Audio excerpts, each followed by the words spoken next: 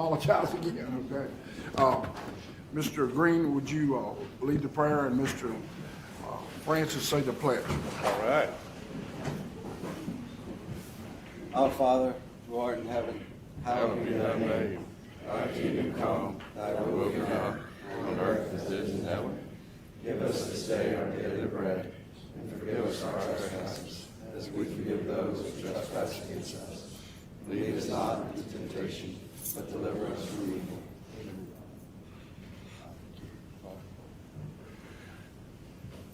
I pledge allegiance To the flag of the United States of America, and to the republic for which it stands, one nation, under God, indivisible, with liberty and justice for all. I wanted to start off by saying, first of all, I apologize. I apologized last week, but Brandon, please help me not ever make that mistake again. And I hope this commission doesn't ever make a mistake again. It was my fault. We had a little lady that, were you witness last time? She sat through this whole ordeal, 4 hours, this one little lady, and she didn't have much testimony, about 10 minutes. That's ridiculous. So if you see these people come in here that are one-issue people and they want to speak for 5 minutes, I apologize for letting that happen. And we ought to make a rule, if it's just real simple testimony, to let these people come up and speak and get out of here, because that poor woman sat here for 4 hours while we talked about stuff that she knew nothing about, and it was misery for her, but that was my fault. So if you see somebody coming in here that just has one little issue, get them in here and let them speak, because that was ridiculous. Hope that doesn't happen again. I would like to take something out of order, not vote on it, but just talk about it. And I want it to come up in October. That's Mr. Scametta's down in your area. Yes, next week. Next thing, while we're talking about that, Brandon, the December meeting in Natchitoches, yes, you got to pull it back. You got it on the 20th. Okay. That's before Christmas. Nobody's going to come 4 days before Christmas. So get it back up. The Christmas light, the parade is in the first Saturday of December. So 20th of December is way too late to have a meeting. That's 4 days before Christmas. So if you can. We can look at, the prior Wednesday would be the 13th, if everyone wants to look at their schedules and get back with us. To make sure we can get it scheduled. I know last time we had it in Natchitoches, we had an issue getting hotel rooms closed. Yeah. So I'd like to get it set as soon as possible. But 20th of December, everybody's getting ready for Christmas, and if you want a lot of participation, I don't think a lot of people going out of town and things like that. Look at it, would you? I have a. We have a. You want to handle our other announcements? I know you were going to take your item up. No, do the announcement. Sure, okay. I'm sorry. Okay. Go ahead. Yeah, so staff does have 2 announcements. The first is that the October B&E will be held at Copeland Towers. It will be on the same date, which is October the 18th, but the October B&E is being moved to Copeland Towers. And then the second is a save the date for the attorneys in the room. The public utilities section of the Louisiana Bar's annual CLE will be held on Friday, December the 1st, again at the City Club. More details to come on that, but just put that on you guys' calendars. Again, that's Friday, December the 1st for the public utilities section CLE, and that's all the announcements that staff has. It's real close, it's still half on the side. Okay. Correct. Hold on. I'm turning everybody on. You can hardly see these little green lights. You are on now. Everybody's on, okay? Morning, everybody. I just wanted to comment that there's been news and media attention around the Commission's victory at the FERC requiring Entergy to refund $550 million to its customers through its jurisdictions, $140 million of which would go to Entergy Louisiana customers, and Entergy's refusal to adhere to these refunds and pay the customers what they're owed. I'd like to briefly make the public aware that the Commission is not going to stand for that, and all the commissioners up here are interested in ways to ensure customers receive the millions of dollars that they're owed with interest. We have an executive session today to discuss various tools the Commission will utilize to compel payment. It's unfortunate we must do that, considering Entergy's on the front of the commission presently asking for more money from its customers. $9.7 billion to replace the aging distribution infrastructure, $3 billion in local transmission funding, $440 million rate increase for over 10% return to shareholders, and funding for thousands of megawatts of solar. The list goes on. It's unfortunate the expectation is a one-way street, for us to approve billions of dollars, but customers can't rely on the company to follow through on FERC-ordered refunds. I had a discussion with Entergy. They see it differently, so I just want to let I want the public to know that we feel strongly about the public getting just due funds if that's what FERC and the courts have decided. So, thank you. Chairman. Awesome. Mr. Lewis? Thank you, Mr. Chairman. I want to take this time to introduce two new members that have joined my staff in District 3. Recently, Tori Naquin, if you would raise your hand, has come on as my administrative coordinator, who brings a depth of experience in state government coming from the Office of Technology Services and Louisiana State Police. So she will be a great addition to all of you who constantly send me emails to schedule meetings. Now we have someone to help navigate that. But then I would also like to introduce Annie Matthews, who will be joining my team as a senior legal policy fellow in partnership with the Environmental and Energy Law Impact Center of New York University. They have a fellowship program that they offer that's traditionally been held for attorney generals, but they are starting to place them in commissions offices, and my office was selected as one of those sites. So Annie will be on my team for the next year. She is a graduate of Tulane University Law School and brings a depth of experience from working at the Southeast Louisiana Legal Services, the Office of General Counsel at the USDA and the Natural Resources and Environmental Division, and at the Gulf Coast Center for Law and Policy. So I want to welcome officially Tori and Annie to the District 3 team.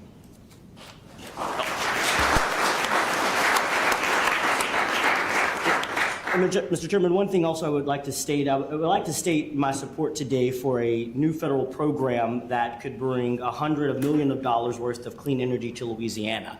The Solar for All is a competitive grant program created by the IRA, the Inflation Reduction Act, that is now taking applications. And the winner of that competition will build enough solar capacity to power millions of homes in the coming years. Now, despite huge cost declines, unfortunately, solar is still $1,000 away, and a lot of Louisiana folks cannot afford to put solar in their home. That's why this program is targeted to low-income and disadvantaged communities. It's a win-win for these households, lowering their bills, relieving the local grid, and spurring economic development in our communities in this state. I'm excited to see that the State Energy Office in Louisiana is underway on an application that could result in thousands of customers taking advantage of clean, low-cost energy here in Louisiana. There has been some regulatory challenges that may make our application difficult, but I want to state that I have been working with staff to ensure that the Commission, we are doing everything that we can to promote this effort with our state to prepare for these projects that it could provide. So I want to thank all of the folks in Louisiana who have been working on the Solar for All application, and know that my office, and I hope the whole Commission, will do everything that we can to make sure that Louisiana can get every dollar from the IRA that we are eligible to get. So I just wanted to put that on the record, Mr. Chairman, and thank you. Mr. Lewis, you might be, you would be pleased to know that, I don't want to say I did, but I mean, I supported, along with other people, rooftop solars, what you're talking about. And it's sort of ironic now. Some of you big companies might not want to hear this, but they were in the way. They didn't like a lot of rooftop solar. A lot of people said it wasn't going to work, this, that, and the other two. It got pretty good, and then now, thank God, all the big companies are building renewable solar plants. So it's a good deal. Everybody knows it's good. It provides energy, it's clean, and it helps everybody. So hopefully that we'll all work together with people who will put them on their roofs, with companies that build these solar facilities. I looked at one the other day up in East Carroll Parish, 1,800 acres. It's a lot of going on in that across this country. And maybe we can all work together rather than big companies objecting to it because they're not going to be able to build it. I'm not going to say this because I've said it a bunch of times, but there were people who felt threatened about solar power and needlessly. It was a famous quote here. I won't go over it again because the guy might be here and might embarrass him. But anyway, it's not bad. It's good, and we're going to have to deal with it. We want it.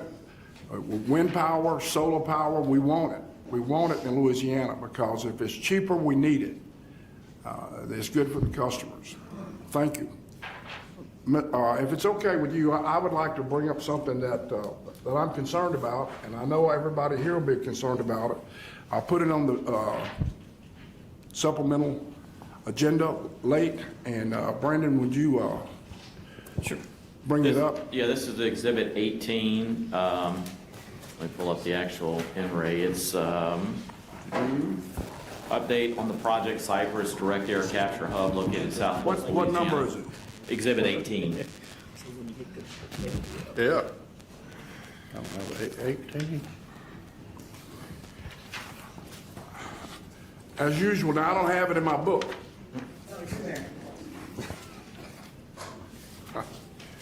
Not as usual as, I don't have 18, but go ahead and read it. I got it. Don't worry about it.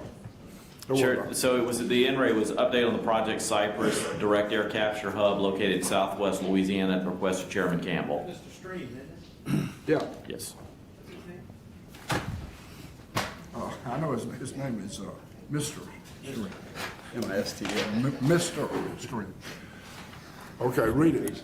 Okay, Commissioner, or Chairman Campbell has questions regarding this he'd like me to read out. So these are questions for Project Cypress, and I think, as you mentioned earlier, he'd like someone to be present in October, either from the State Energy Office or who can answer some of these questions. Yeah, let me explain what I'm doing. We heard a little bit about it last time, just a little bit. And I've been digging in. Nobody knows a lot about this.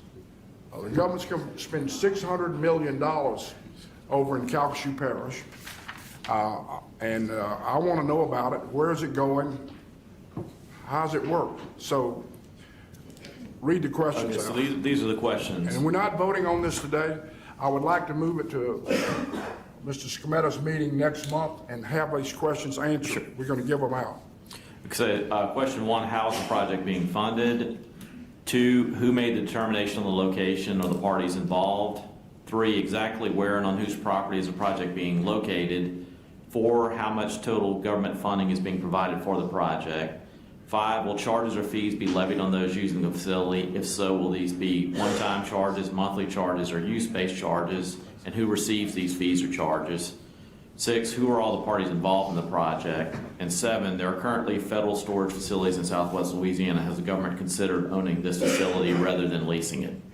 That's it. I have one question to add. I want to add one question to the list, which is, during the presentation from the state, they said it was going to be running on green energy. And I'd like to confirm that it's going to be running off of, how they're going to run it off of green energy, like as a industrial facility, or if it's going to also run off of just regular energy services from the So because if it's going to be running off of traditional power that produces carbon dioxide, is it, what's the overall purpose associated with it? So, but I'm curious as how they were making the initial claim of it running just off of green energy and how that was actually going to take place. There's a lot of questions unanswered. The federal government's spending $600 million on property. Who picked the property? Who owns the property? How much money is involved? We have a facility, y'all all know about, where we store oil. It's not very far from there. Strategic Oil Reserve, is that what they call it? Strategic Petroleum Reserve, yes. Okay. Strategic Petroleum Reserve. The federal government owns that.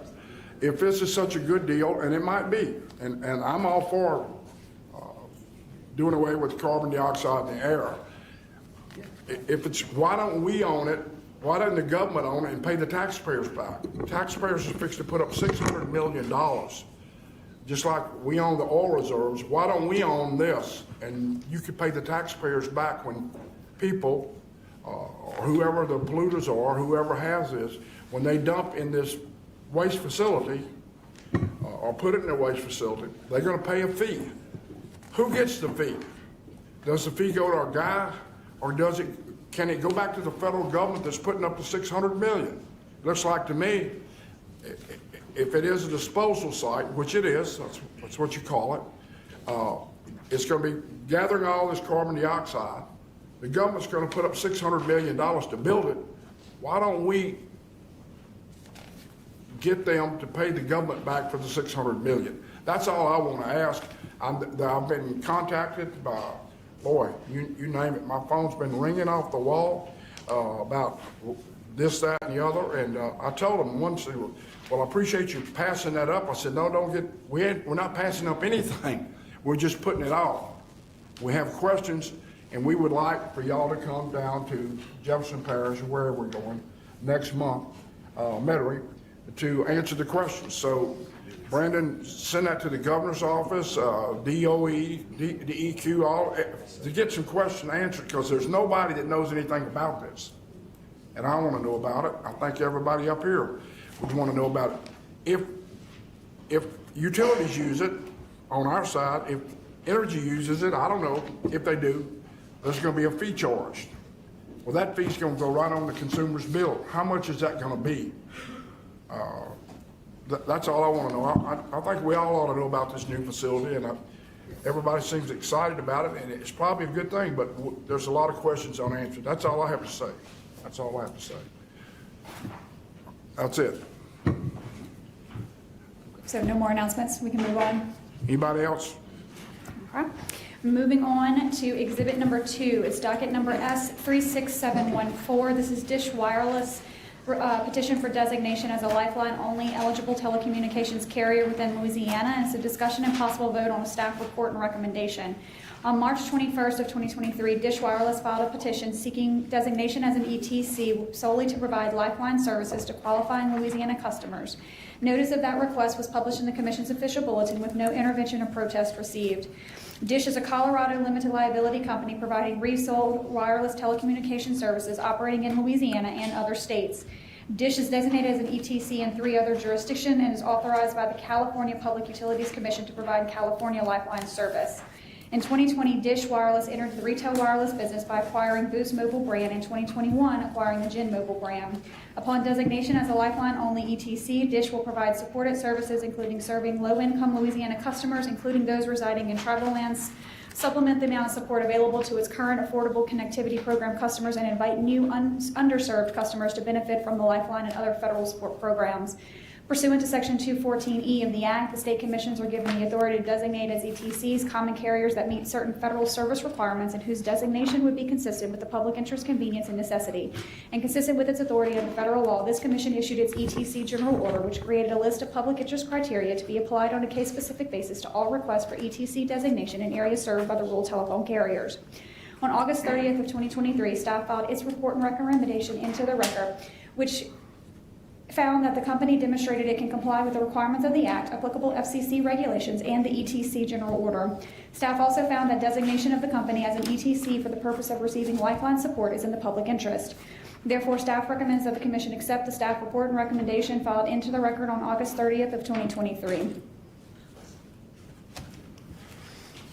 Motion to accept staff recommendation. There's a motion to accept staff recommendation. Any objection? I have just a quick question. Who represents them?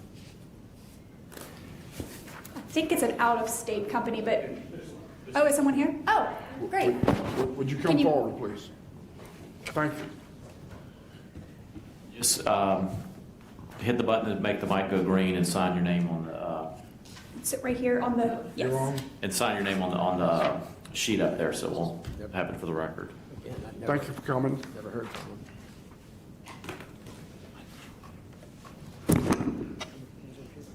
And you can fill the car out after, yeah. Press the microphone. Good morning, Commissioners. Sit down. You make yourself comfortable. It's been a while since I've That's okay. Oh, no, press the button again. As It'll long go as the green. green light is on, it's on. There you go. It's been a while since I've attended, so. That's bear with fine, me. that's Thank fine. you. Yeah, my question is, I actually haven't interacted with you on this issue, so I'm going to have to ask for a roll call vote, and I'm going to vote no, because I haven't had a discussion with you on this. Oh, Commissioner, I did reach out to your office and your EA via email, but maybe I should have arranged a phone call with you to have a further discussion. Yep. And I apologize for that. That's And we okay. can definitely No, have it's a. just a I'll rule of thumb. give you a cell number. Yeah, you can have my cell number, that's widely available, but there's always a way to find us. Sure. So, but, and it's just, I wouldn't give you any more slack than I give anybody else on this. I really, in fact, we have, the next item is a company that we deferred on this, but, you know, I don't know how the other commissioners feel about it, but I think it's important to discuss these issues, because we actually were asking about who represented this company at the last meeting, and it was an open discussion about this, and I don't know if you were observing via the internet, but, you know, we were trying to have them get in touch with us, and so we, you know, did not have anybody. So, Okay, I apologize. Anyway, And- that's okay, I just wanted to make sure you were aware of that. Okay, sure. And I will definitely reach out to your office directly and arrange a time That's for fine. us. It's may seem perfunctory to you, but it's important Oh, to absolutely have not. the discussions about these issues, to understand the overall issue about this, because I don't think these particular types of services need to be discussed. So, all right, anyway, but that's it. All right, thank you. And I'm sorry, can you also just identify yourself for the record, please? Thank you. Sure. Sola Lee for Counsel for Dish You make a Wireless motion. LLC. So We we have have, a- we have a motion by Commissioner Green and opposition by Commissioner Scarmetta, but we need a second. Yeah, we don't, I'll okay. Second by, so second by the chair, opposition by Commissioner Scarmetta, so roll call vote. Commissioner Scarmetta, Yeah. Commissioner Green, Yes. Commissioner Francis, Yes. Commissioner Lewis, Yes. Commissioner Campbell. Yes. So the item passes. Thank you. Thank you, Commissioners. Have a great day. Thank you. You just give them your card. Yeah, and you can fill it out your seat and just come give it to him when you get done. Thank you. Exhibit number 3 is docket number S36673. It's Chevron Phillips Chemical Pipeline Company application to increase rates for transportation of petroleum on its ethylene system for Commission Tariff 9.5. It's a discussion and possible vote on staff's recommendation. This was Exhibit 4 last month. Chevron filed its application with the Commission on February 3rd of 2023, requesting authorization to increase its rates for transportation of ethylene. And it is a for-profit jurisdictional common carrier petroleum pipeline providing ethylene from Napoleonville in Ascension Parish to the American Centrex plant in St. James Parish. The American Centrex plant is CP Chem's sole Louisiana pipeline customer. CP Chem claims that an increase is necessary due to a significant reduction of throughput volume over the past 5 years, with costs remaining relatively consistent over the same period. The company's initial request was to increase its rates from 17.67 to 29.5 cents per 100 pounds. The customer was provided notice of the proposed rate change via email on August 29, 2022. Subsequent to the filing of the application, the company amended its tariff via the FERC recently updated annual index rate, which allowed the company to increase its rates from 17.6 cents to 20.02 cents per 100 pounds effective July 1st, 2023. Thus, the company's rate request changed to increase its rates in cents from 20.02 to 29.50 per 100 pounds. After a review of the 5 years of financial data from the company, the FERC annual index multipliers, and a formal set of data requests, staff agrees that the increase is necessary and filed its recommendation on July 21st, 2023, recommending that the company be allowed to increase its intrastate transportation rates from 20.02 cents to 29.50 cents per 100 pounds, with the condition that if the customer volume increases over 400,500,000 pounds, staff recommends that the company come back in to file with the Commission a reevaluation of its rates. Therefore, staff recommends that the Commission approve the staff report and recommendation filed into the record on July 21st, 2023. I have is the people representing Chevron, will y'all come up? Thank you for coming today. Thank you. Have a seat. You're welcome. Thank you. I'm sorry, Chairman, real quick. So same thing, please identify yourselves, the button on the mics, when it's green, it's hot, and please fill out the yellow card. Good morning, I'm Gary Garbrick with Chevron Phillips. April Andrews, Chevron Phillips. Thank you. I have a few questions I'd like to ask. Okay. The price of oil today is $90 a barrel. Is that correct? Thereabouts? Roughly, yes. Yeah. And would you say the higher the prices of oil, the more money you make? That's correct? Well, Chevron Phillips is a downstream company. We're I know, but you're owned by Chevron. 50% owned by Chevron and 50% Phillips 66. Well, the higher price of oil means that your company makes more money. I'm just talking about Chevron in particular. Last year, Chevron sales last year was $267 billion. Billion. And the second quarter of 23 this year, Chevron paid $7.6 billion to the shareholders. If you own Chevron stock, $7.6 billion. Just to show you where we're at, Louisiana now is the poorest state in America. You're aware of that. And gasoline is going up. Y'all admit that. Higher price oil, gasoline goes up. This is an interesting statistic that I want you to think about. From 21 to 23, we had 532,000 people living in poverty. This was 21 to 23. This year, 765,000 people live in poverty. So we went from 532 to 765, or 44% increase in poverty. Now, y'all are coming today as a big company, and I know you employ a lot of people. I got it. I mean, I know that. I'm not going to tell you, but you know, it's good that you have the refineries and all that, and I understand it, and there's been a lot of discussion about pollution and all that. I'm not blaming you for that, although you deserve a lot of the blame, but I'm not, that's not here. What I'm saying today is that you're asking us to increase the price that you can get, or give y'all a rate increase when we have more people living in poverty than any other state in America. It's growing. Y'all are making record profits, but yet you want more at a terrible time. $91 oil going this way. It's not going this way. And when it goes this way, it helps you and the people that work for you. It helps you. But the little guy that's going to work every morning, it goes by the filling station to give him some unleaded gas to go to work, his family, is killing him. So I can't support this because I think it's ill-timed. It's a bad timing. I think your company is should have thought about this, but that's just me. That's just me. I know about oil companies. I know a little bit about natural gas production and stuff like that.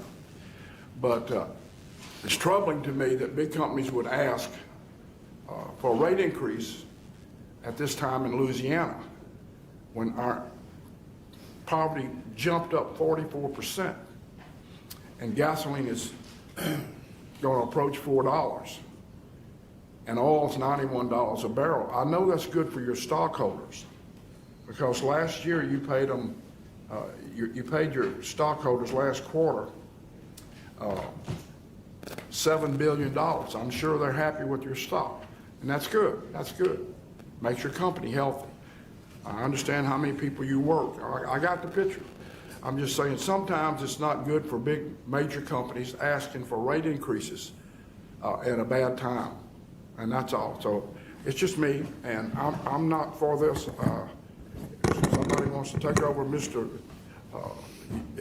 You pretty much, when I'm for something, you're against it, so let's have it. Go ahead and tell me how I'm wrong. Well, apparently I am against it. I've spent my working life in oil and gas industry, you know, and I've worked with you guys for probably 50 years, okay? Thank God you're here to produce our oil and gas and produce the products that we do. And let me ask you this, talk about these big dividends to these stockholders. How do your dividends to stockholders compare to other companies across the world? Wouldn't you say you're probably about average with other oil companies? From what I see, as I followed it for 50 years, that's what I've seen. You think your profits to your stockholders are absorbent, or that you should give some of them up to the public or to public service commissioners' wishes? Just yes or no. You don't have to get into detail. I really can't speak for Chevron, Okay. since I work for Chevron Phillips. We are a separate entity. Well, our staff approved your request, and I'm going along with what our staff did. I disagree with the chairman, as vice chairman, and I go along with the staff. I'm going to vote yes to support you, and I think your dividends are in line, and thank God you're here working Louisiana people. We'd like to see you add on to your corporation. So we're not going to run you out of town by making you give up profits for your stockholders. Thank you. Thank you, sir. Thank you, Commissioner. Anybody else? Mr. Scabella? Yeah, thank y'all for coming today. Actually, it was kind of interesting. You came to my office, we had a long discussion about this. And what I thought was interesting about your request for your increase was sort of the reasons behind your rate increase. So your customer is American Styronex, and your contract with them has been for how long? Your service with them, how long has that been going on? Like years? I mean, since our company formed, I think, in 2000. Well, So about 20-something years, I would more or say. less? Yes. I'm not going to go super specific with you, so, but it's been a while. So, and I recollect you told me that, the reason that you were coming forward is because American Styronex started buying ethylene through the spot market, going into the open market instead of buying from you. And so the cost associated with you maintaining, utilizing your pipeline, doing everything is still there. And you're not making any money from not selling your ethylene, but you still got to pay for the pipeline to be maintained up to standards and I guess PHMSA standards or whatever there are. That's about right. So I just thought the great analogy of this is that we had a regulated pipeline mechanism and sort of this function of the open market of like people buying their ethylene off on the other element still shows the need for infrastructure to be funded and taken care of so it doesn't get abandoned or run derelict, and how that does impact costs associated with infrastructure and need to be serviced. And I think that creates an interesting allegory for all regulated utilities and how we have to look at that regulatory compact on how we function in this. So I just thought it was an interesting element. I'm supporting you in this. I think staff's worked hard on it. I think that it's demonstrative of, pipelines are a difficult animal to deal with in the first place. So I'm going to go ahead and support you on that. So thank you. Thank you, sir. If I use I'm not voting for it anyway, but if I use the Skemetal rule, I would vote against you twice. Y'all didn't come see old Foster. I never heard from you. No big deal. But his deal is if you don't come see him, he don't vote for you. Well, I wasn't voting for you anyway. I guess you knew that, but you didn't even pick up the phone and try to explain anything. The first time I've ever seen you in my life was 5 minutes ago when you walked up to me and said that we got something up today. So I didn't use the Skemetal rule. I used the Campbell rule. I think this is greedy, and you're very nice people. And I know your company's doing very well, and I appreciate them being here. It's just philosophically, I think this is a terrible time to do it. That's all. But you ought to call old Foster because he might surprise you one day. I might be even for you, but you don't know that if you don't call. That's all. Mr. Chairman, I have some questions. As I've been reviewing this, I just am curious to know, as you mentioned in the testimony, that this is the declining sales, and so I'm just wondering what is your thought process around to keep sales up so you're not having to constantly ask for that rate increase? I know there's only one company. It's within my district. And so I'm just wondering what is the conversations around reversing the trends that we've seen with the decline, and especially with them using a different provider for some of the chemicals in the district. Yeah, so our commercial manager for ethylene has been reaching out to American Styrenics and trying to, work with them to get volume to increase. So that's the direction we're headed, and that company is 50% owned by CP Chem. So we do have, the best interest, to improve that volume. So that's the direction we're headed, hopefully. That sounds good. Are there any concerns that a rate increase may contribute to further declines in sales and revenue of this pipeline? No, not that we know of. Not that we know of. And with the one sole customer, what has those conversations been about the future, I guess, of the pipeline? Yeah, so they want to continue working with us. We feel like we're a good owner of the pipeline. We do have Chevron Pipeline Company that operates that pipeline, and a very strong history of safety with the pipeline operation. So we want to continue to work through with the company and be that provider of choice for them.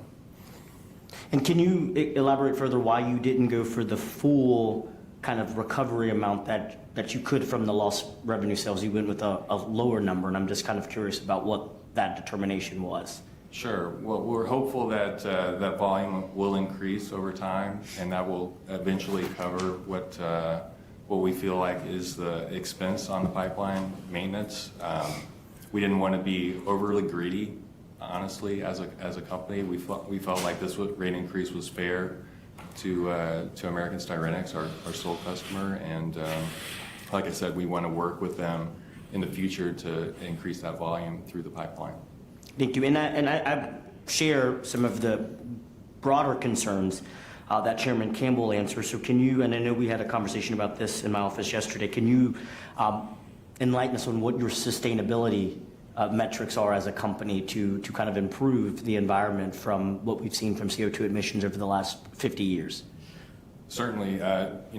Chevron Phillips as a company is very focused on sustainability. We do have a group that's dedicated to sustainability efforts. Over the last couple of years, we've grown that group to 13 people in the organization just focused on sustainability. We issue out a sustainability report every year that talks about that information, and happy to share that as public information out on the website. We are involved in CCS efforts as well, working with other companies. We do have involvement with the Alliance to End Plastic Waste, and we are one of the main companies focused on contributing to that organization to help globally ending plastic waste in society. We also are very interested in climate change as well. We have a goal of 15% reduction in carbon intensity by 2030, as well as other efforts within improving our technology at our facilities to use more sustainable technologies to reduce CO2 emissions. Thank you. Is there any further questions? So since an objection, I guess you have to call the roll. We need a motion first. Move to accept staff recommendation. Second. So motion by Commissioner Scarmetta, seconded by Commissioner Francis. Objection by Chairman. Yeah. So roll call vote. Commissioner Lewis, Yes. Commissioner Francis, Yes. Commissioner Green, Yes. Commissioner Scarmetta, Yes. Commissioner Campbell. No. So item passes. Thank you for your time. Thank you, commissioners. So exhibit number 4. Okay. Exhibit number 4 is docket number R30479. This is the Commission's development of a funding mechanism for jurisdictional gas utilities for research and development programs. It's a discussion and possible vote on staff's report and recommendation. In General Order dated October 28, 2008, the Commission authorized the creation of the Louisiana Research and Development Committee, which is a coalition of representatives from Commission staff and all Group 1 gas utility companies. The RDC is tasked with reviewing proposals for R&D projects and selecting projects that have a reasonable chance to benefit Louisiana gas utility customers within a reasonable amount of time.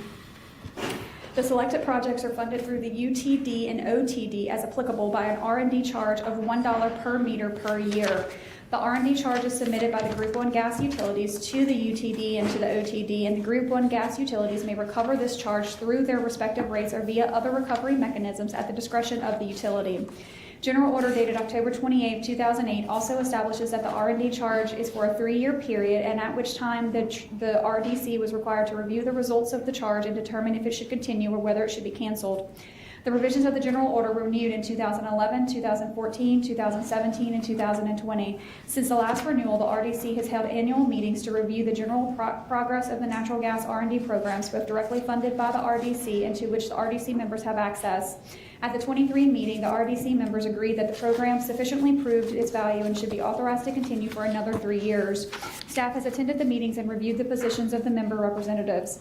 Staff filed its report and recommendation on August 29th of 2023, wherein it found that the benefits created by the charge have remained consistent since the charge was first authorized, and that the RDC has functioned efficiently and effectively and should be renewed for another 3 terms, subject to conditions. Therefore, staff recommends that the Commission accept its report and recommendation filed into the record on August 29th, 2023.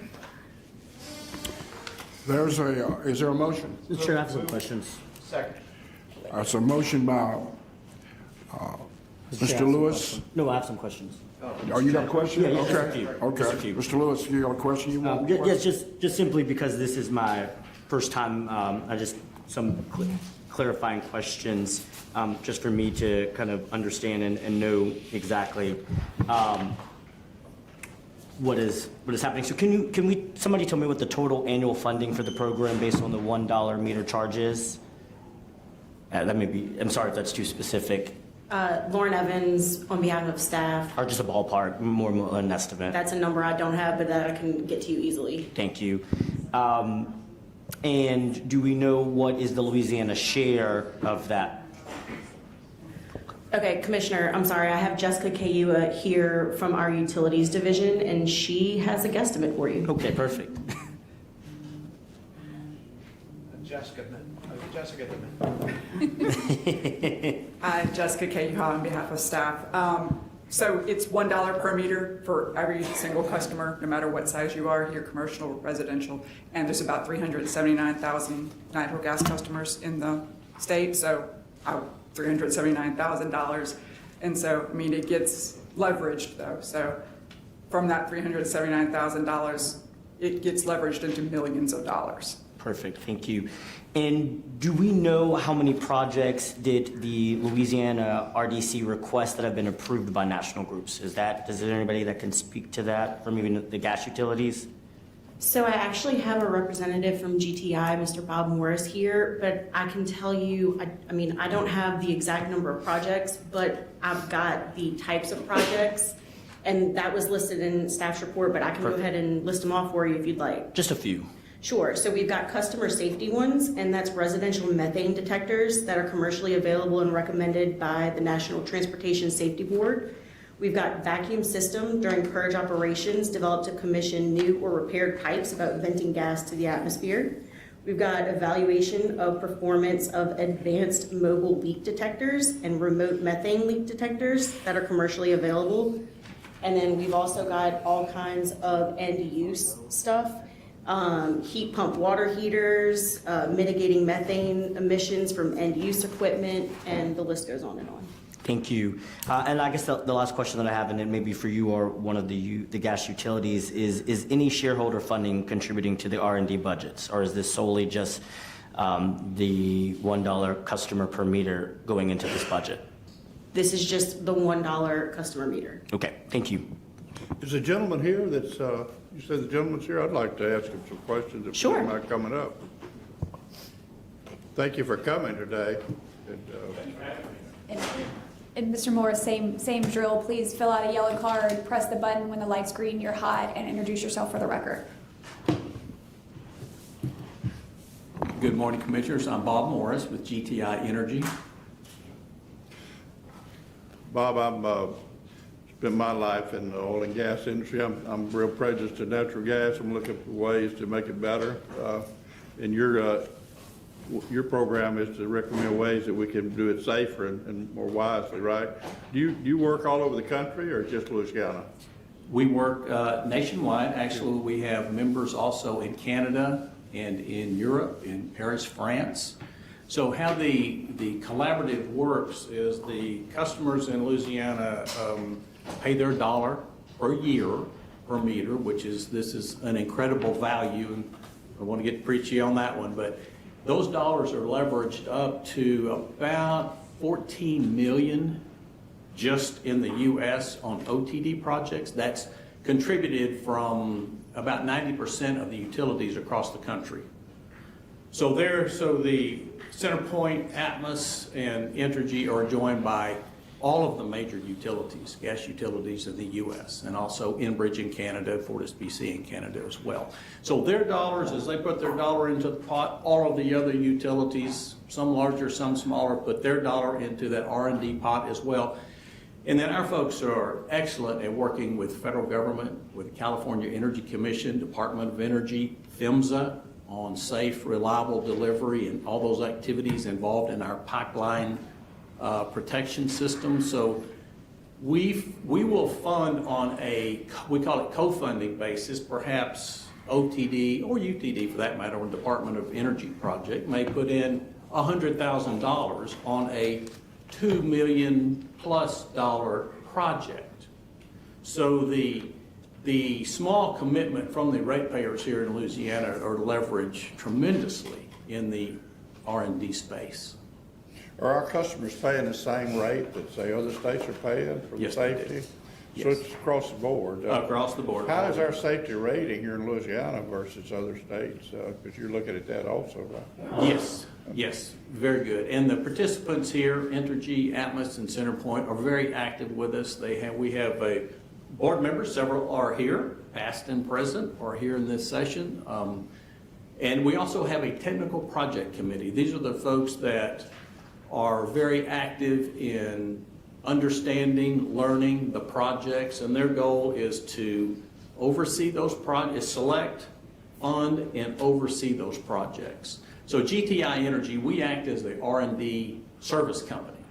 We are led by our utilities, by their needs, by all of the projects mentioned there from Lauren and from Jessica, are brought to us primarily either from government agencies or from the utilities themselves. So we are their contractor. We do their work in the R&D space. Well, the utilities, they know if they've got some bad lines that need replaced and how fast they should do it. Yes. Wouldn't you think the utilities that are handling it know more than the government knows about how fast we need to replace? And you're watching the safety side. In your opinion, are we changing out these old lines in Louisiana up as rapidly as and spending enough money to get it done? Yes. So you're satisfied, or we're moving? Okay. Yes. Well, all right, good. That's all I have. Sure, thank you. Any other questions? Well, thank you. And I will just mention too that we report once a year. We reported August the 2nd. It's open to commissioners and staff and others join us. Usually we're right here in this room. I've been doing this job for about 12 years, so I've been here a number of times, and I appreciate it very much. Thank you for your service, Cheryl. Yeah. Anybody else? Any other comments? Is there a motion? There's a motion by Commissioner Scarpetta, but we'll entertain a second. Second. There's a motion and a second, no objections, is passed. Okay, next issue, next item. Exhibit number 5 is docket number R31106. This is the Commission's rulemaking to study the possible development of financial incentives for the promotion of energy efficiency by jurisdictional electric and gas utilities. It's a discussion and possible vote on a budget increase for J. Kennedy and Associates. During the development of Phase 2 rules for energy efficiency, Atmos and CenterPoint Energy both filed applications to participate in the Commission's Quick Start program. Atmos's application was filed December of 2021, and CenterPoint's was filed July of this year. These applications were not contemplated in J. Kennedy's budget approved by the Commission in December of 2020. Further, pursuant to the Commission's Quick Start rules, plan years 7 and 8 are now complete and need to be audited. J. Kennedy has performed audits for each of these 3 IOUs, CLECO, Entergy, and SWEPCO, for plan years 1 through 6, with the last 2 years recently approved by the Commission. Further, Atmos, now being part of the Quick Start rules, will also need to be audited for plan year 8.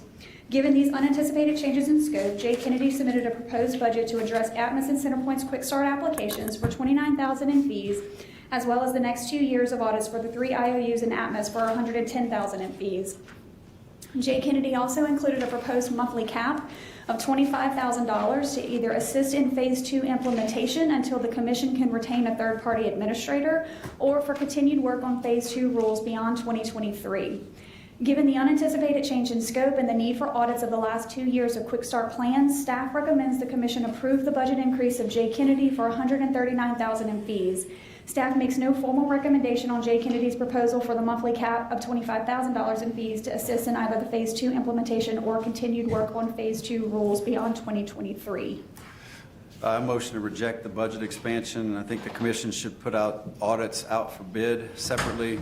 I think the Commission is within the grasp of finishing the rules, and I think Catherine can handle that if Phil doesn't want to help her.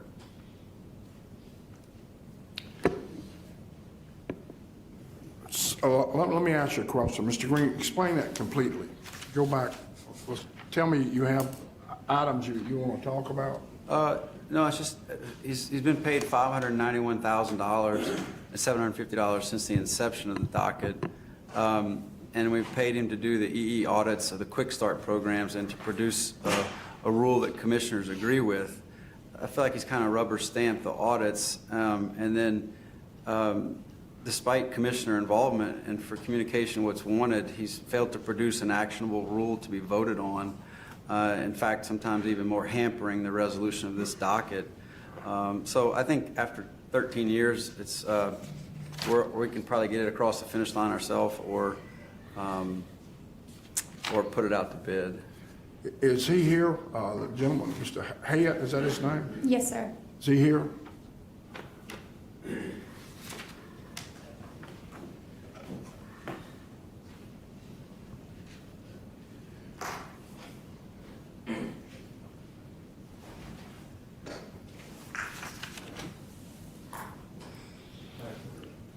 Go ahead. Why don't you explain? There's been some pretty good accusations made, so it's your time. Yes. Commissioners, thank you for having me up here to address these concerns. And I understand the concerns that the Commissioner has expressed, and we agree that it has gone on for a long time. We agree for that. We have worked on audits for up to plan years 1, 2, 3, 4, 5, and 6, and we've proposed to work on 7 and 8. That has been our budget request. That has required a good part of the budget that we have spent each time. With regard to the concerns about getting this over the hump with the rule, we have written 4 drafts of the rule, and we're actually working on a 5th draft.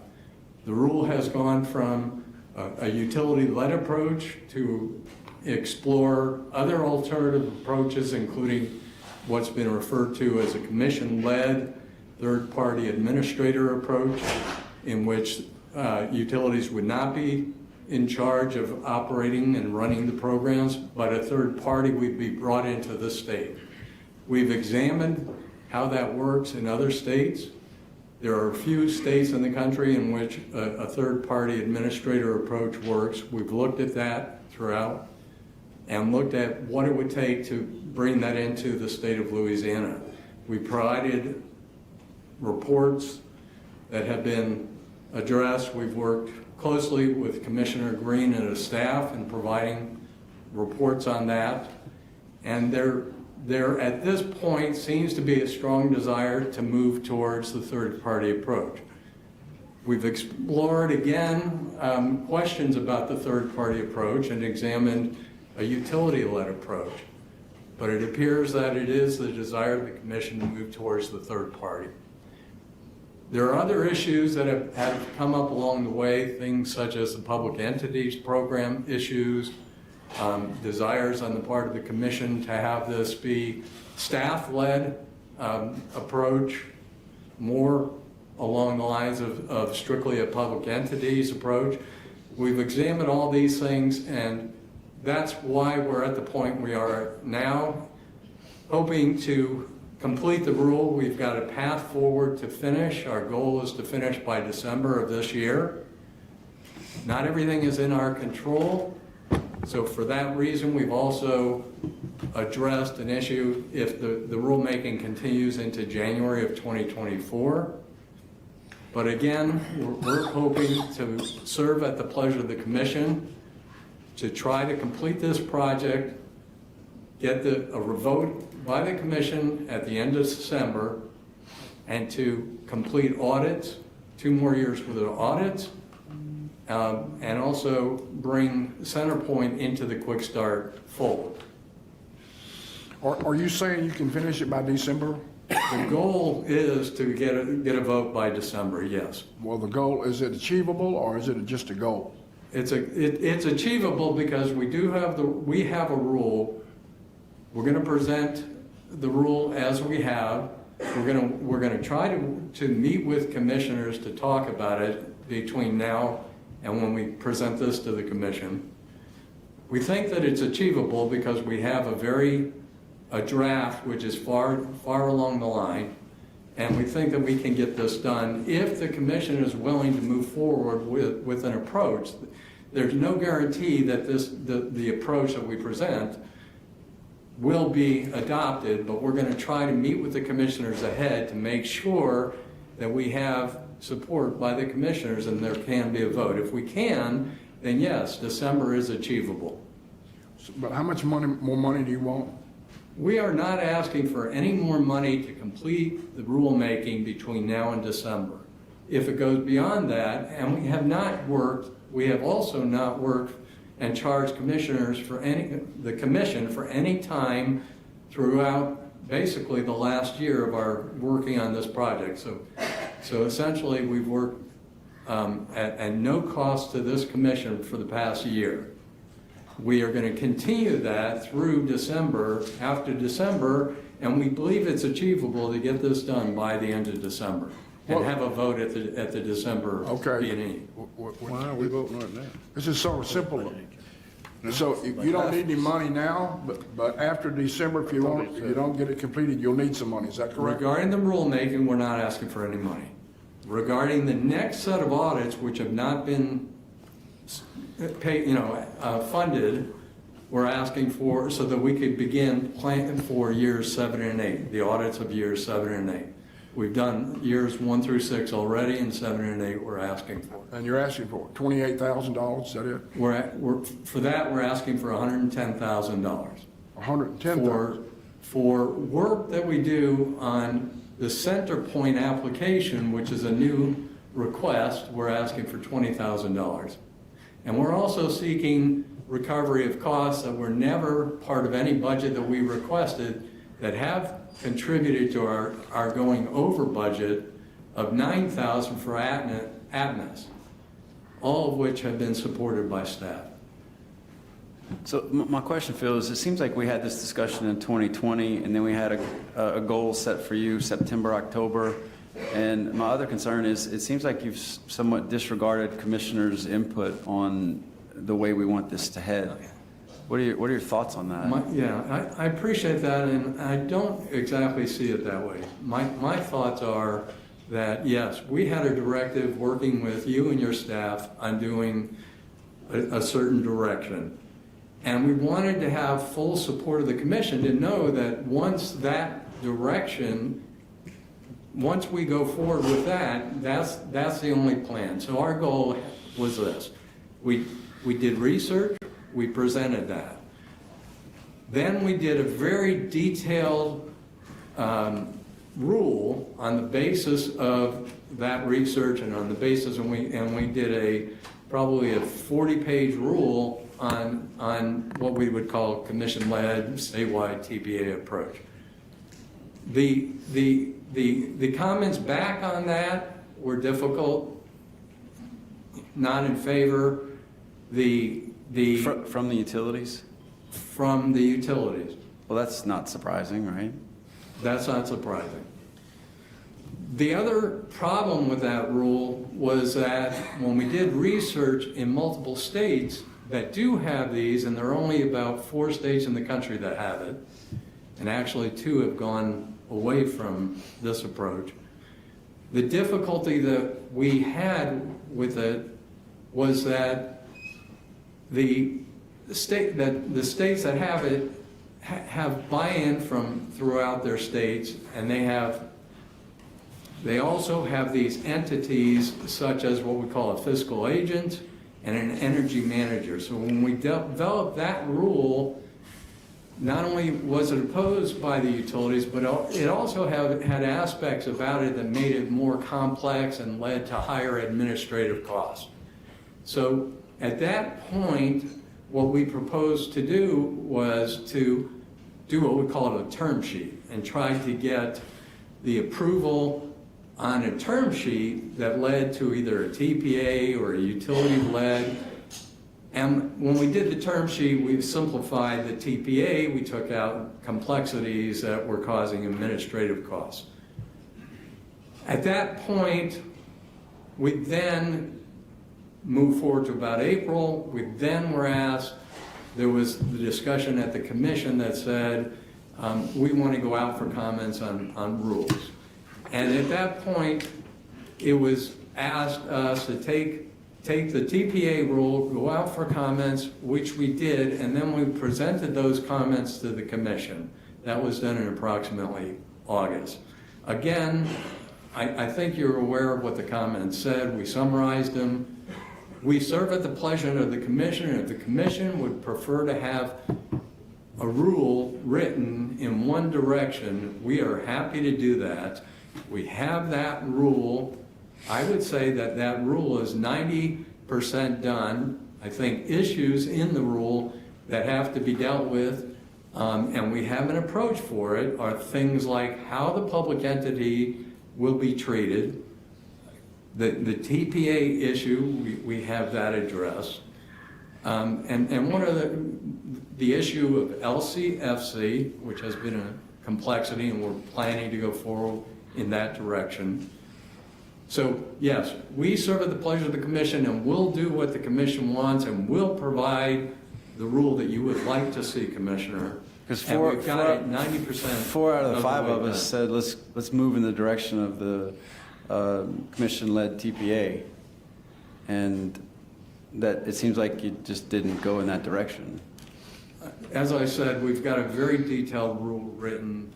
We want to make sure that it's on the table and everybody's aware of all the issues. And when we received the comments, we received a lot of comments, including issues of legal matters that we have addressed, that commission staff has addressed. And like I said, we are happy to continue to work. If you choose to go in another direction, we totally understand. But we're happy to get this done, would like to get this done, and would like to get a vote for December. Can you assure this is the last budget increase over 13 years?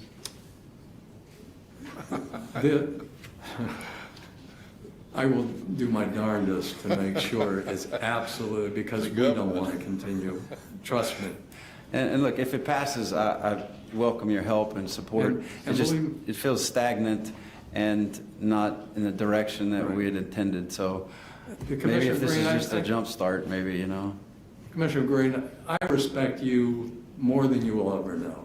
And I think that you do an excellent job. And I truly am glad I'm not just saying that.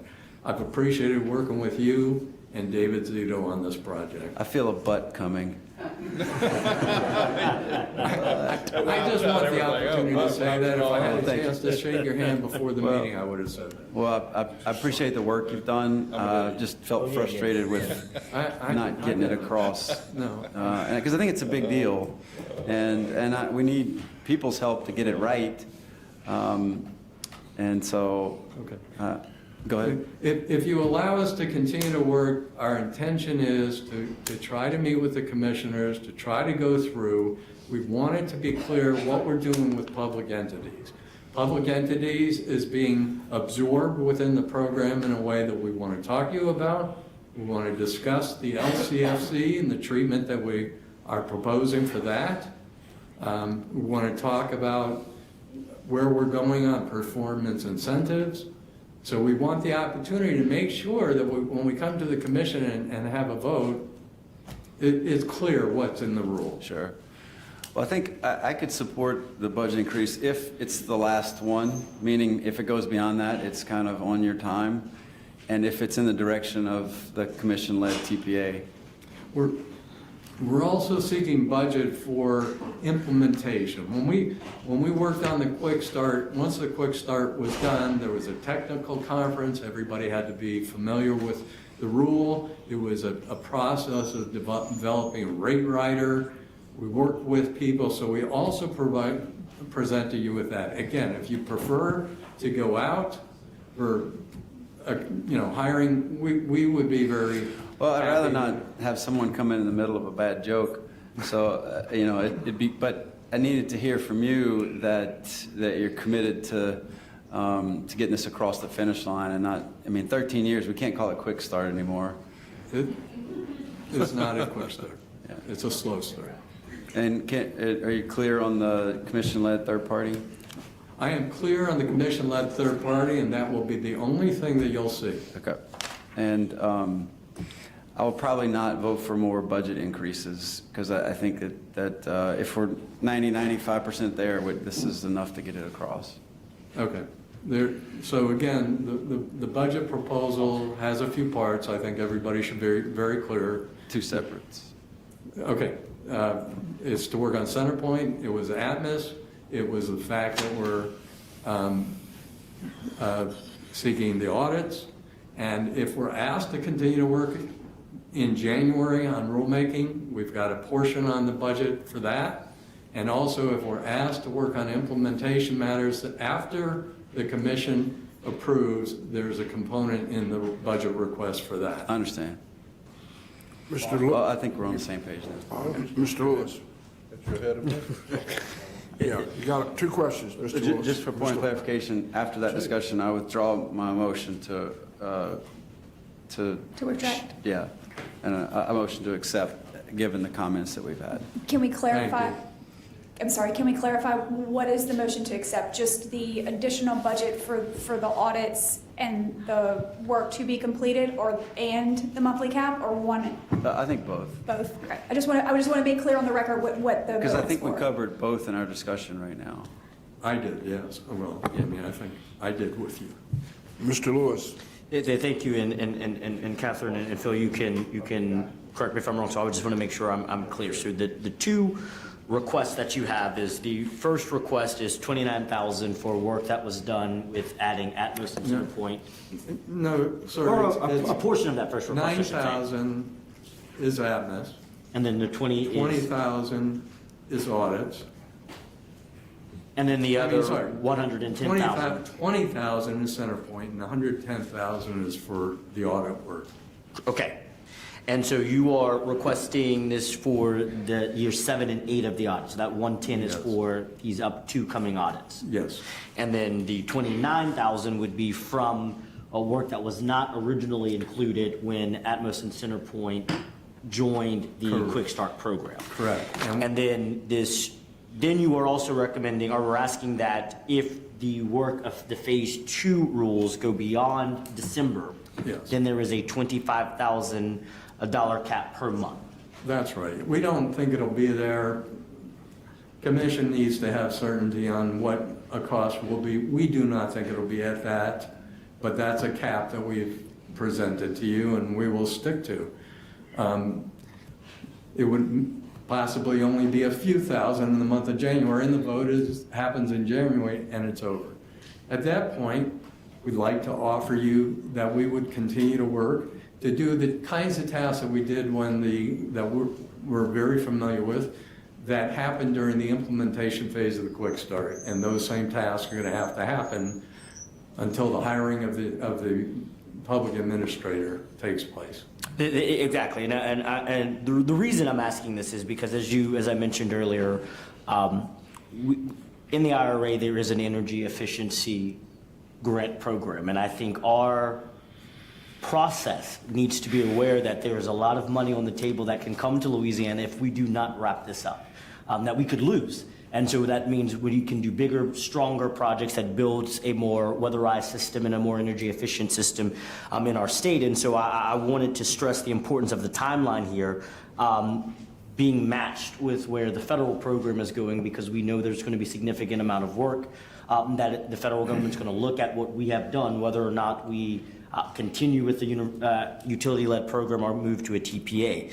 Right. And I mean, I've read all the comments and I've looked at all of that. And I mean, I'll tell you, I was, and they know this, very disappointed in 4 of the 5 IOUs who decided to derail the process, in my opinion, by going back to a draft rule that was 2019 instead of commenting on the draft rule that we published, I want to say, in our earlier meetings. And so I just want to be cautious that I'm not sure everyone's playing fair with us here, and we should not use that as a reason to slow down this process, because I think there is an incentive to, oddly enough to use that word, to ensure that we don't get to a resolution on this. And so looking at that federal timeline, that is my push that I hope in this conversation that we just had with Commissioner Green and today that we really try to stick to this timeline so we can complement the federal dollars that will flow in energy efficiency. Thank you, Mr. Chairman. I'm done. Okay, Ms. Bowman? Mr. Francis. Ms. Bowman? Yes, sir. The staff recommends budget increase of $139,000, Yes, sir. driven by, what is this, given by unanticipated change in the scope. Yes, sir. Whose idea was it to change the scope? Well, so the change in scope was Atmos and CenterPoint Energy wanting to join in the Quick Start program. Since right now the Quick Start is voluntary, the utilities can elect to opt in and conduct their own energy efficiency programs or not. Atmos and CenterPoint have decided they now want to join. And so in that process, the rules, staff and Phil as our consultant looks at their applications, makes sure it complies with our Quick Start rules, makes sure that the energy efficiency programs they want to implement are in fact following the standards we have in place. So that takes some effort.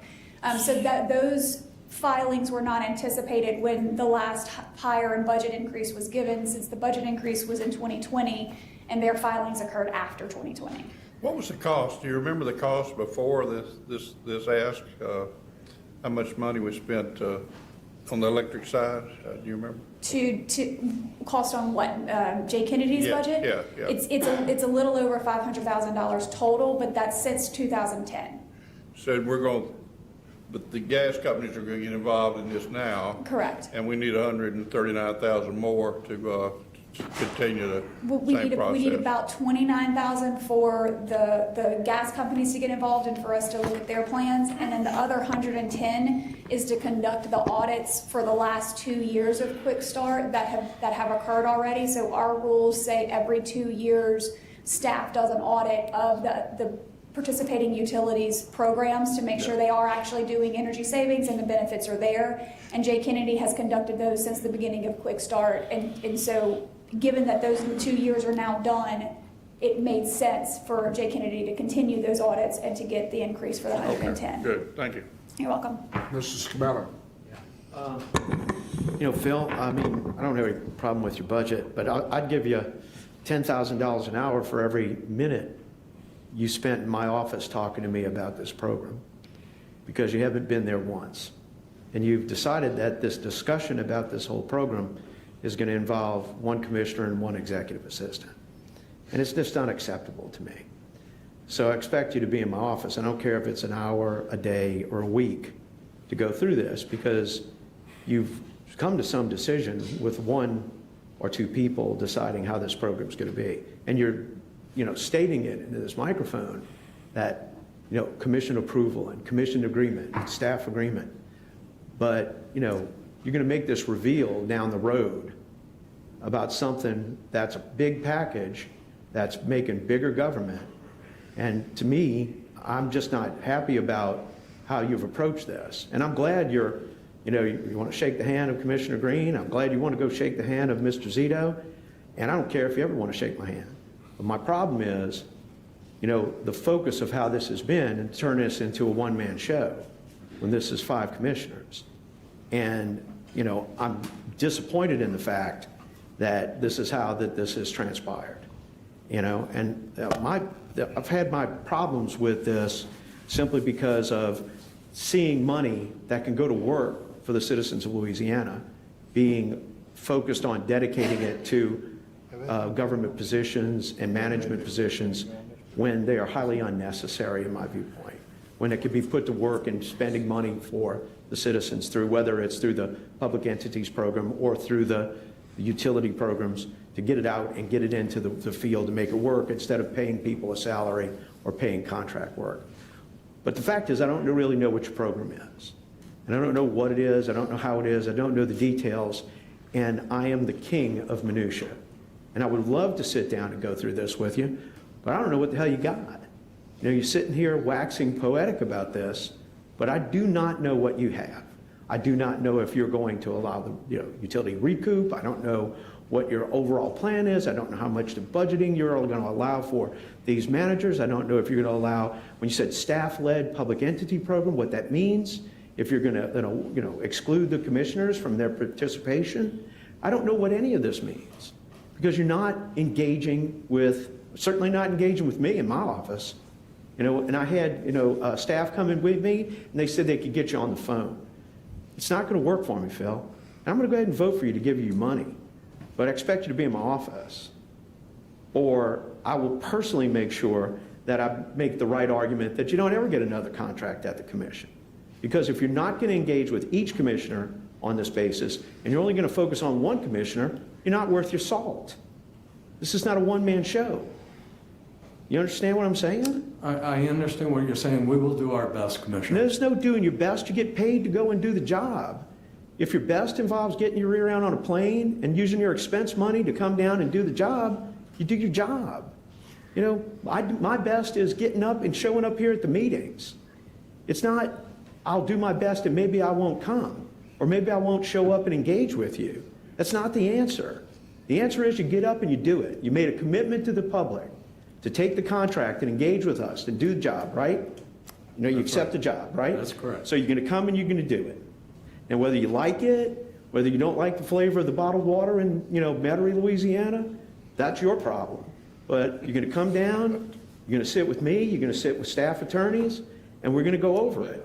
And it's not just going to be me. We're going to have some real conversations, and I want documents to look at in advance of this so we can highlight them, redline them, go through it.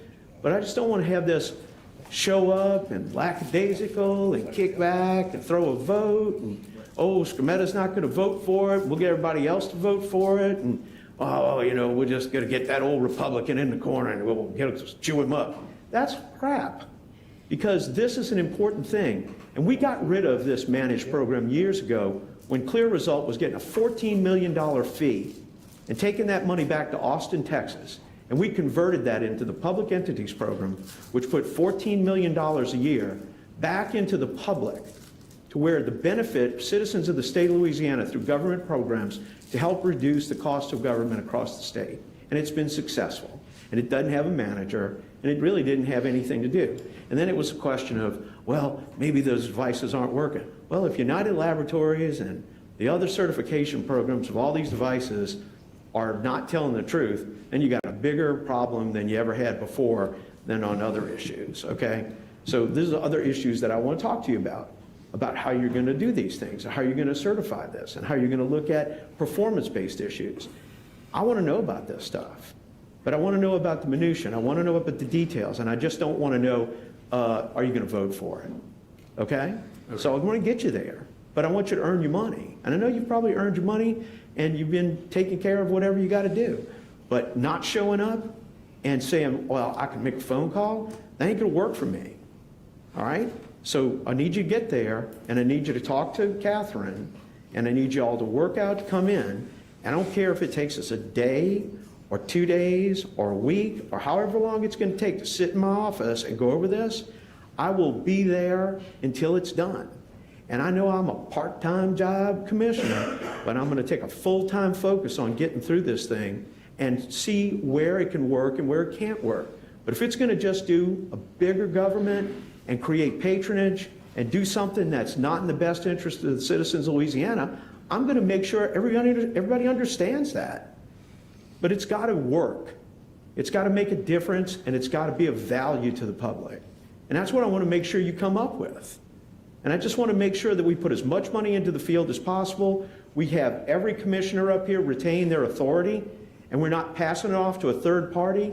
We don't expose the commission to issues associated with the legislative auditor. We don't expose the commission to monetary, risk. I want to make sure all those things are in there. And you know what I don't know? I don't know any of that because you're not engaging with me. You want to be a contractor for the commission? You better start stepping up with all the commissioners. You can put me on the top of your list, you can put me on the bottom of your list, but you better come see me before October 1st. So you find your way there, and there's an airport 10 miles away from my office. Will do. So thank you very much. And just to add to that, I know this has been something I've been very passionate about, but I would really love a lot of input from all of the commissioners because I think that's why we got elected. I mean, the comments that you get from the utilities is because the common voters or ratepayers, they're not going to go to these things. We are their representation. We are their voice. And so I would love input from all the commissioners to get the most refined answer possible moving forward. So We will do our best to reach out to the commissioners. I'd like to help you. That was pretty strong words, but it's okay. But I hadn't talked to you either, but that's no big deal. But this ought to be what Mrs. Scametta said. A lot of you guys ought to be hearing because a lot of you don't hear it. Sometimes, maybe they're hard to catch up with or whatever, but it ought to be, we all ought to know what's going on, just like the last deal with the Chevron people. I never saw them. They didn't explain anything to me. I saw them when I walked in the room. The woman walked up and told me who she was and said hello. I guess you know who's not going to vote for it or who's not going to be friendly or whatever, but you still ought to make some kind of motion. You don't have to travel 400 miles up to my house because in back it's more than 500 miles. And I know y'all charge everybody for every inch you make. But if you just call or something and try to work, communicate better, everybody. It is our intention to reach out to each and every one of you, whether it's a call or a visit. Yeah, well, that's good. And some of it's probably my fault that I didn't have the time or whatever, or didn't take the time. You should have the time. We did reach out and try to offer to meet with each of you already, but we know we're going to need to do that before the final vote. Okay, all right. Anybody else have anything to say? Let me ask you, Mr. Scametta, you want to put this off until the next meeting? I'm okay, well, go ahead and give them the money. I mean, at this point, in for a penny, in for a pound, but I want to go start getting through this, and I want to sift it with a fine screen. All right. Is there a motion? Mr. Chairman, real quick. Catherine, can you explain to us where we are at the process right now in the draft rule? Just so we know exactly what period we are in this discussion. Sure. So per a directive at the commission's, I believe, April B&E, we put out a draft. It was more of a straw man draft related to a third-party administrator rule. We received comments on that. That's the comments that you referenced earlier that you were not satisfied with. So where staff is now is we have looked through all those comments. We are trying to put together a more robust rule based on some of the comments. Obviously not all of the comments because some of the comments were just anti-third-party administrator. We did look at the legal issues that were raised. So where staff is right now is we've been going back and forth on a draft trying to put a more robust rule together. Once we think we have that will be filed into the record for another public comment period. We would consider that a proposed final rule at that point. Comments will be received. Then after those comments, it would be turned into a final rule with the goal of having that final rule considered by the commission in December. Got you. Thank you. So we're still in the development draft stage of this rule. Yes. Thank you. If that's all you wanted, I could have said that. Is there a motion? There is a motion by Commissioner Green. To accept. Is I'll any- second. Oh, okay, there's a motion by Mr. Green, second by Mr. Lewis. Any objection? Hearing no objections, accepted. Let me say something. I want to apologize to Mr. Shine. I said a while ago, I couldn't find my deal. The reason I couldn't find it, because we got it at the last minute. So I didn't mean to embarrass you. He does a good job. But when I'm wrong, I don't mind accept. I'm wrong, okay? So I embarrassed you. You might not embarrass you, but I said, as usual, that's not true. He usually does a great job, but I didn't have this. So it's my fault, not his fault. So I'm apologizing. I don't want to hear about it on the way home, okay? You're making me blush, Bob. Joe, I think you can get a lunch out of this as well. This is an all-time first when I apologize, or we apologize to our help, our aid, whatever we call them, the aides. So I apologize. But don't not bring it up on the way home. I don't want to hear about it. Okay. I think he needs a piece of cake for lunch. Give him some. And Foster, I'm not sure Joe can be embarrassed, but I haven't seen it yet. Okay, thanks a lot. Next issue. Thank you very much, Commissioners. Thank you, Phil. So exhibit number 6 is docket number R35423. It's the Commission's rulemaking to study renewable energy tariff options with a focus on bringing new renewable resources into Louisiana. It's a discussion and possible vote on staff's recommendation. Pursuant to an unopposed directive, this matter was open to study renewable energy tariff options with a focus on bringing new renewable resources into Louisiana, and interventions were received. On August 26, 2022, staff filed its initial report and provided interveners an opportunity to comment. Interveners did file comments, but no additional substantive action has been taken in the docket since that time. On August 29, 2023, Commission staff filed its Phase 1 report in another rulemaking docket, docket number R35462, which was open to research and evaluate customer-centered options for all electric customer classes, as well as other regulatory environments.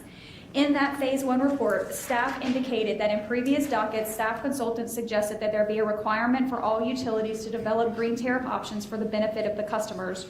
And the Phase 1 report ultimately recommended that in order to avoid duplicate rules on the same issues, the Commission should close docket number R35423, the renewable tariff docket, and consider recommendations regarding green tariffs in docket R35462, the customer-centered options docket, with all interveners in the green tariff docket being accepted into the customer-centered options docket upon filing a request. Therefore, staff recommends that the Commission accept staff's recommendation included in the Phase 1 report filed into the record of docket number R35462 on August 29, 2023, thereby closing this docket number R35423. Mr. Chairman, I have a motion to accept, and I want to make sure a few things are clear before taking action here. First, for the record, when I say green tariff, I'm referring to docket R35423, and when I say CCO, I'm referring to docket R35462. Given that renewable options such as different forms of PPAs, green tariffs, etc., are options that engage customers and allow customers to take part in resource procurement, there's an overlap from the green tariff docket and the customer-centered options docket. It was staff's recommendation to finish the green tariff discussion in the CCO docket, which I agree with. But finishing something doesn't mean neglecting the start of it. This decision was never meant to ignore the resources the Commission and its stakeholders put towards the green tariff docket. Though for various reasons the green tariff docket has not come to final Commission vote, there was robust discussion and analysis and a robust staff report in that green tariff docket. I'm only comfortable closing this docket if the entire record, the staff report, the stakeholder comments, etc., are included in CCO as we make our final decision. If closing the green tariff docket is an act of rejecting that work, I'm against that and would prefer staff structure their final report in such form that it can be voted on in that docket. Well, let me ask, what's not included? What, you said some of it's been withheld. No, it's, I want everything that has been up to this point to go in. It's okay merging them, it's simplifying and streamlining, but I just don't want any part of what the work that's already been done to be left out as it gets transitioned. And Commissioner Green, Lauren Evans on behalf of staff, and it is staff's intention to move the report and all of the comments that were filed in response to the report in the green tariff docket into CCO. Thank you. So it is not staff's intention to abandon that work. Okay, thank you. Anybody have any other Yeah, I questions? got a question for you. Mr. Green? Who is Oh, that? I'm not, Mr. Francis. You in charge of this project? Yeah. Does this include I those, was trying to help you on some age here, brother. Mr. Green. some, well, you talked about also using some natural gas generators at some of these locations. Is this under the same docket? I mean, it's a green tariff, you know, so. Correct. So was that included in? I think he's referring to distributed generation, is that right? Are you talking about the distributed sun proposal? I think you got just two different. Okay, thank you. different documents. Yes, that is included in the CCO docket. It was not in the green tariff docket, but it was in staff's report filed in the CCO docket, and it is open for comment from the stakeholders in that docket. Is that what Mr. Green was talking about? Yeah, I think this is just a motion to simplify and streamline two separate efforts into Yeah, one. they're very similar in action. And when you say green tariff and you got a natural gas generator at a church or a Walmart, I don't think that's a green tariff anymore, you know? So it is two different, and that's what you were saying, that we could separate that. Yeah, we can address how to handle green tariffs within the CCO docket. Okay, all right. I'm through. Anybody have any I have a other motion to comments? accept, so is there a second? Second. There's been a motion and a second. Any objections? Mr. Green made the motion, Mr. Lewis made the second. Is any objections? Hearing none, it passed. All right. Exhibit number 7 is docket number R36830. This is the Commission's possible amendments to General Order dated January 12, 1976, as it pertains to intrastate insurance filings for motor carriers. Is a discussion and possible vote to amend that General Order relating to the insurance filings for motor carriers. The purpose of this rulemaking is to amend the General Order to allow for initial renewal and cancellation insurance filings to be submitted by mail, email, or in the Tyler Insurance Filing System or any other state-approved online filing system. This rulemaking also intends to codify the Commission's current practices regarding formal requirements for insurance filings and the Commission's ability to seek cancellation of motor carrier authorities. Notice of the rulemaking along with the proposed rule was published in the Commission's official bulletin, and no parties intervened nor provided comments on the proposed rule. Notice of staff's final recommendation was filed into the record on September the 7th of 2023. Staff recommends that the Commission accept staff's final recommendation and amend and supersede General Order dated January 12, 1976, consistent with staff's recommendation filed September 7th of 2023. Got a question for Mr. Burrow. Let me ask a question. How do you, this is people getting rid of their insurance or canceling their insurance. How do this let you do it by email or whatever? How do they have to do it now?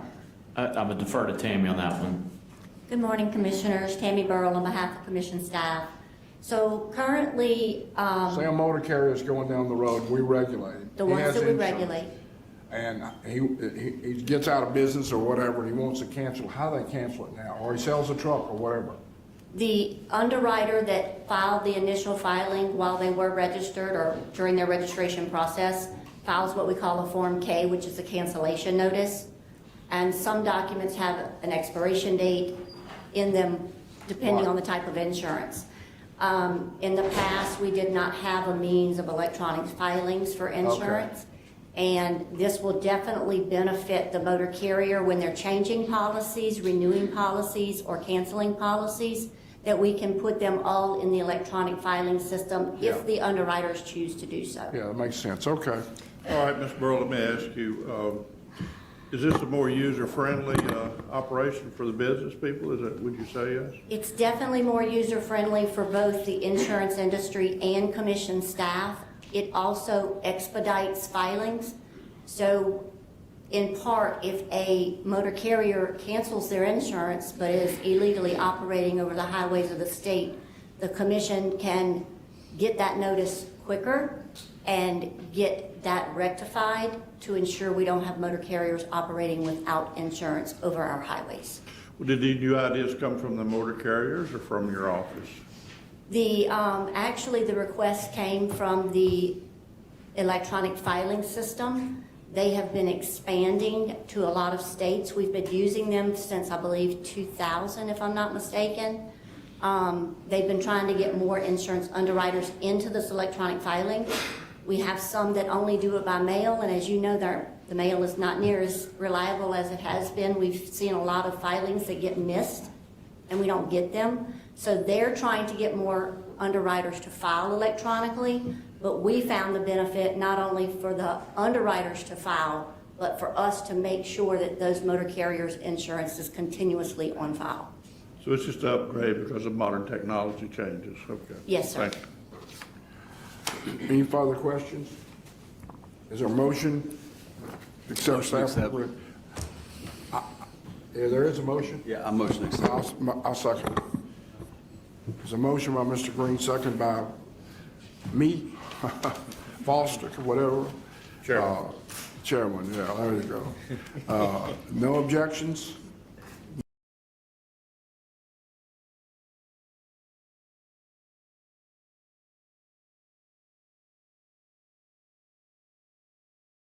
U764, U35991, and U36350. This is Legacy Entergy Gulf States, Legacy Entergy Louisiana, and then Entergy Louisiana currently. Applications for recovery of interim and permanent recovery and rates for costs related to Hurricanes Katrina and Rita, Hurricanes Gustav and Ike, Hurricane Isaac, Hurricanes Laura, Delta Zeta, Winter Storm Uri, and for Hurricane Ida. It's a discussion and possible vote to accept and approve the annual report of the Louisiana Utilities Restoration Corporation to the Commission for the fiscal year 2023, dated August 23rd, 2023, including the annual operating budget for fiscal year 2024 and the interim and annual compiled financial statements for year 2023.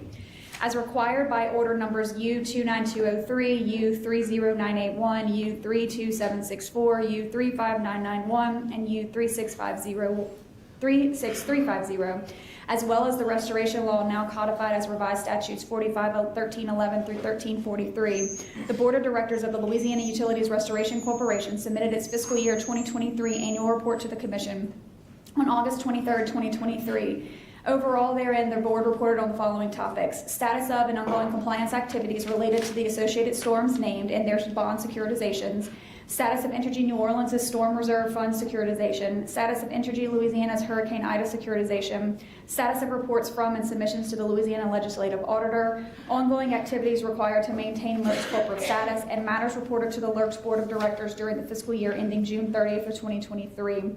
Staff recommends acceptance and approval of the fiscal year 2023 annual report of the LERC to the Commission, including the operating budget for fiscal year ending June 30th of 2024 and interim and compiled annual financial statements for the fiscal year ending June 30th of 2023 submitted therewith. Who's handling this for the staff? Staff, It's me, yeah. as I said, as the Commission's representative on LERC, and then Jamie Watts as our special counsel. So why don't, tell me exactly what you're doing. Sure, Commissioner. So when LERC was established as the conduit issuer. There you go with those damn deals again, man. Come It's on. Louisiana Utility Restoration Corporation. Come on. It's one of the ways that the utilities can securitize storm debt. I got it, but it sure, you know, I must be the only one in here that doesn't understand all these acronyms y'all use, and y'all use them all the time. We're going to blame the legislature for this one. They created it. Yeah. Stop using it. Tell Can we us get what it Jamie is. to come up and explain? I'd like to, I want to make the motion to accept it, but I'd like to her. Just a minute, I'm put gonna, it in better words, you know? I'm gonna recognize you just a second. Okay. Okay, now, Mr. I'm Francis. sorry, I got ahead of you. That's okay, go ahead, Mr. Chairman. Commissioner Jamie Watts on behalf of the Louisiana Utilities Restoration Corporation. Happy to answer any questions you may have. What do y'all do? The LERC works as the conduit issuer for certain storm securitization matters that this commission approves. So if a utility sustains significant damage to their infrastructure resulting from natural disaster, it will seek permission from this commission to recover a certain amount. That's about all I do. I mean, what, a certain amount, what do you mean? Well, the commission conducts a review of the prudency of the cost and ultimately the commission decides how much the utility can recover for whatever storm or event. Is LARC a state agency?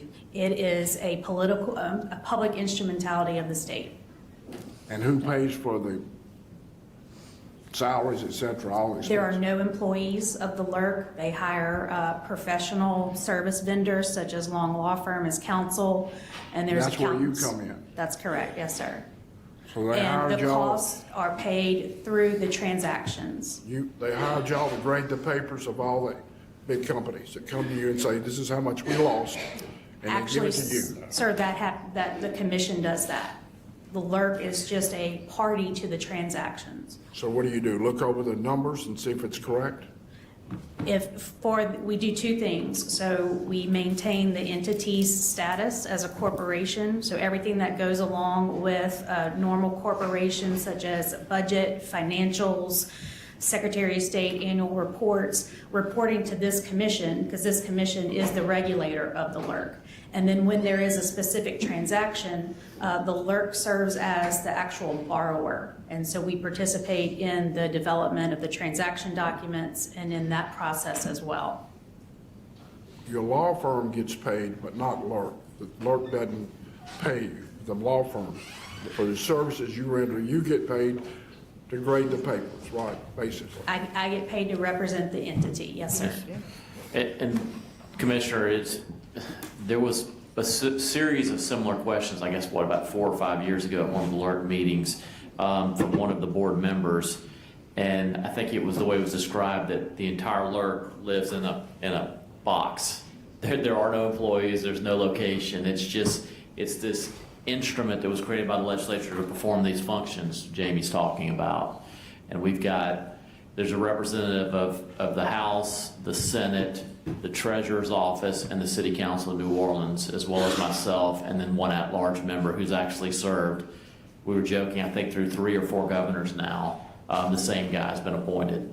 But we meet at least once annually to go over these papers, as you said, and make sure all the financial statements are correct from the utilities, and then we have emergency meetings as necessary if there's some additional issuance that needs to be done.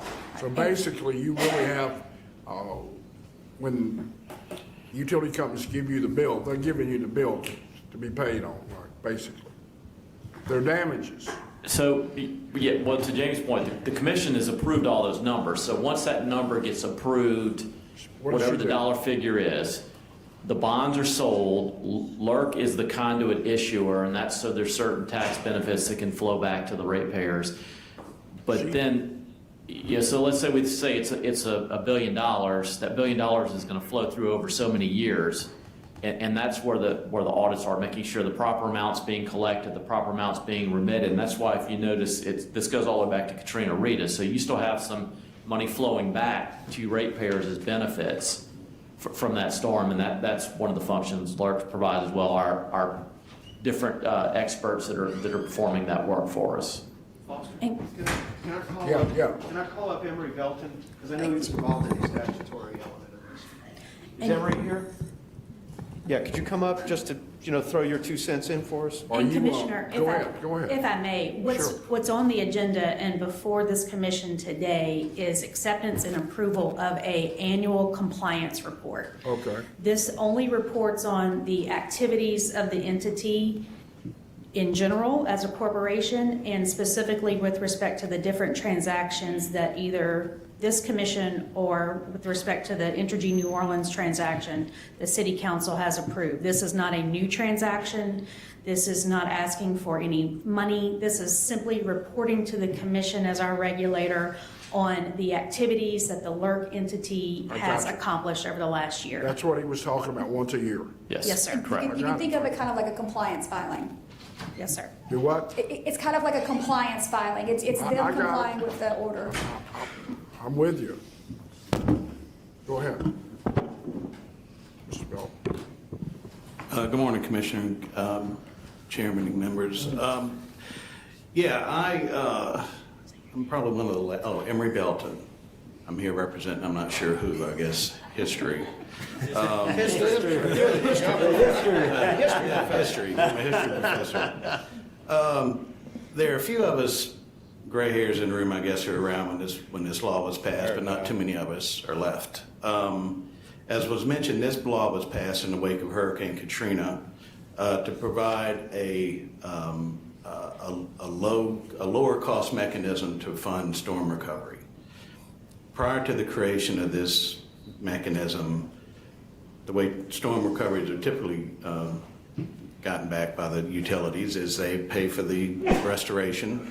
The commission looks at the expenditures, determines whether they are prudent in the amount. For instance, if the utility spent, $1.5 billion, the commission may look at it and say, well, you really only should have spent 1.2. So they're allowed to recover through rates over the course of 30 years, the $1.2 billion. Now, of course, that 30-year recovery comes with it their approved return on equity, which, is typically in the range of 10%. Okay, so when you add it all up over the course of those 30 years, you're looking at some very significant interest payments on the recovery of this money. So what the LRT did in order to mitigate rate shock, or what this securitization did in order to mitigate rate shock, was some very smart tax lawyers, a lot smarter than me, came up with a mechanism that if you could interpose a quasi-public entity, the Louisiana Utility Regulatory Commission, to, in effect, go into the public bond markets and borrow money, and then use that money to reimburse the utility companies for what they had spent, then the product of that would be the savings to the utility customers of the 30 years worth of interest rates that they would have otherwise been legally obligated to pay. In the case of Katrina, and of every storm since then, but particularly in the case of Katrina, the savings to energy customers, for instance, was $500 million over which they would have otherwise had to pay. Over the years. Well, yes, correct. So now the yin and the yang of it, I guess, is that, you may ask yourself, well, why would Entergy want to give up that 30 years worth of income? Well, because under the LRT process, Entergy gets reimbursed immediately. They get the money back immediately, okay? That's when they got a $5 billion check. Right. So, but you're really not giving them anything as much as you're giving them the money to build back their facilities that were destroyed anyway. So on a net basis, they're not really coming out ahead. They are coming out ahead and not having to wait for the money. The customers come out ahead because the commission is able to use this quasi-public entity to handle, I guess, IRS rules that would have otherwise come into play. So that's the pro and the con of that. You've heard a lot of terms here today, for what it's worth, and Commissioner Campbell, you'll probably may appreciate this. The legislation to create this LRC was 50 pages long. When they handed us that bill and asked us to pass it, they said, here's a 50-page bill. Don't amend it. We're not accepting any amendments. Well, that's wonderful. So anyway, but I think who wrote the bill? it was primarily drafted by tax counsel, by the utility companies in concert, and bond counsel too. Because I mean, it's So you got a 50-page bill that said that we're not accepting any amendments. Correct. Right. And we got it passed. And I think at the end of the day, even, and we had input from, not only from the commissioners, but industrial customers and other people who, were going to be impacted by this. And they had questions and they had concerns and all that stuff was addressed. And ultimately, at the end of the day, everybody reached the understanding that for utility customers, cost-wise, this was the cheapest way to go. The drawback, I guess, and this is more public perception than anything, with the LRC securitization process, is that it requires a line item on the bill, for each storm. Well, customers see that, and they automatically think that they're being charged even more. Right. Well, the problem is they're not. to charge less, but you can tell them that till you blue in the face and they're not going to believe it.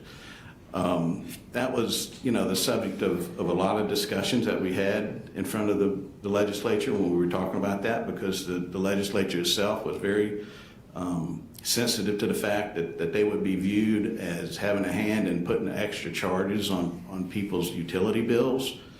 And it took some education and some convincing from us to tell them, well, yes, I guess the uninformed public could make that determination. However, you have the comfort knowing that you're going to be saving people $500 million. So it's kind of an unusual process, and unless you kind of go back in time and kind of look at the whole picture, of how it all kind of evolved and unfolded, it can seem a little cumbersome and confusing. But it's proven itself out, at least in my belief. And I don't do this stuff, this LRC stuff and bond stuff, but it has proven to be a tremendous savings for utility customers in this state. There's no question about it. Yeah. I might tell you something to make you feel a little bit, well, it reinforces what you just said. One time I was in the Senate toward the end of the session. We passed 110 bills one day. So blah, blah, blah, blah, blah, blah. Some of them were 50 pages thick. The Bagneris rules. So sometimes I ask pointed questions. So I let them in. The president was clapping, thank y'all for this hard work, blah, blah, blah. We did a great job. You can have personal privilege, So I said, Mr. President, I'd like to ask a question. What is it, Mr. Campbell? I said, could any of you 39 in here raise your hand that knows what the hell we did today? Nobody. Passed 100 bills in one day. Some of them were 50 to 75 pages. There's no way in the world you can know what those bills do when you pass them every 3 minutes, Right. Just like this, to give you a 50-page bill, that's what it me of. Tell them you're not taking any amendments. I don't care who you are, how smart you are, no amendments. It looks like there's a little home cooking, Maybe what you're saying, the bottom line is the good is a lot better than not having it. But it's complicated how it got there. Absolutely. And it was modeled off of what Florida did after Hurricane Andrew. They were the first ones who kind of came up with this securitization notion because of the widespread devastation, and it fit very well with Katrina, and since then. And there are different types of securitization that are used for storms and for other costs. This is a very specific securitization method that the LRC is able to participate in, and it has historically been used for the most significant costs caused by storms. The first time we used this was with Katrina? Yes, sir. That's correct. Had it been used in other states, or who came up with the idea to do this? Florida. Florida? Yeah, it had been used in Florida after Hurricane Andrew, which was back in the 90s. Yeah, I didn't know that, but I knew that everybody was, it made sense because, you were selling bonds at that time. Interest rates were not very high. It was a good time to sell them. I don't know what bonds are yielding today, but back then CDs were 1%. And you could sell a bond, I don't know, 3%. It was a good, people dying to get them. They bought them. And it's lower interest rate bonds. These deals have to go before the bond commission for approval also, so they get access to those low interest, government conduit bonds. And that again was a place that we. They both tax exempt state and federal too, I think. That's correct, yes, sir. Commissioner. That's why everybody was so wild about getting them. Plus they were. At that time, a 3% bond was a hell of a lot better than 0 on CDs. So, and you knew you were going to get your money back. So. And for the last 3 transactions, 2 of which closed in 2022, one of which this year, the interest rates were high 4, low 5s. 5, yeah. Tax-free now. Correct, yes. So that means if you're in a tax bracket like you are, If you buy 5% bonds, you're probably gonna get about 7 or 8%, which is a great deal, knowing damn well you're gonna get your money, AAA bonds too. Well, and that's again where the commission's authority comes into play. I mean, based upon the absolute power this commission has constitutionally in terms of the orders that it issues to utility companies to exercise this. I mean, those are some of the most financeable bonds in the world. They can borrow against them. I mean, it's almost like a treasury bill. I mean, they're rock solid. So, you know, I mean, they're a good deal. And again, I mean, we received lots of questions. I mean, not only from legislators, but from the administration, from the bond commission, because ultimately we had to go before that. And you know, it took a lot of educating before people really understood it, because it's not a very simple thing to really get your mind around from the get-go, you know, but once you really kind of dig into it and understand utility rate making and bonding issues and finance. New way of financing. Sir? It's a new financing method. Yes, sir. Whichever, you don't blame people. Those 5 people have a lot of authority to help the public, right? Absolutely. Is No, that- absolutely. I mean, but like I said, I mean, with the decision of the commission to adopt the LERC's recommendation, that resulted in an immediate $500 million savings for utility ratepayers in Louisiana. That commissioner probably got more authority to help the public than the Secretary of State. Would you agree? Yeah, probably do. Okay. I'm not going to go into that. Emery, Jamie, or Brendan, a quick question for you. What is the process that LERC uses when utilities may be approaching any of their financial limits or on storm recovery costs paid through securitization, or when they have an option to access financing through lower terms? Is that considered at all? So the LERC has no authority that this commission does not grant to it. So ultimately, this commission sets those parameters and requirements. The LERC is essentially along for the ride to facilitate whatever this commission green lights. Correct. Brendan, I'm No, sorry. and I was just going to agree with that. So that's, all of those questions are going to be with our financial consultants and our securitization consultants at the commission level. That's all going to be in the terms of the order itself. So Jamie's point, whatever the commission puts in the order, that's the parameters LERC deals with. And maybe this is more high level, but I'm just curious as how long do we think this tool can work in its existence as planned before we may need to start considering alternatives? Yeah, I guess I'll take a shot at that, since as Jamie said, there's other types of securitization. So you got the LERC is a very specific set. I mean, just last session, as you're aware, there was a modification to some securitization law, which I don't think goes through the LERC. So it's being reassessed. I do know there were some issues we had this past year on the financing side, where for a particular utility, if the amount that's securitized gets within a certain percentage of the total revenues, it raises flags for the bond community.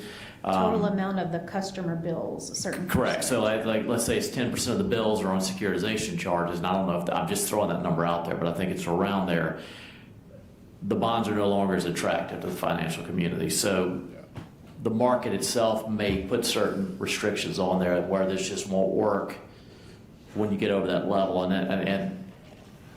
or it will raise the price of the bonds where it may not be as attractive over the alternative. So I think that would be I'm not a financial advisor, but based on what a lot of those conversations we had with both the treasurer's office and our bond counsel, and you know, during that time frame, that's one of the concerns I heard on what could ultimately end this as a possibility in the future.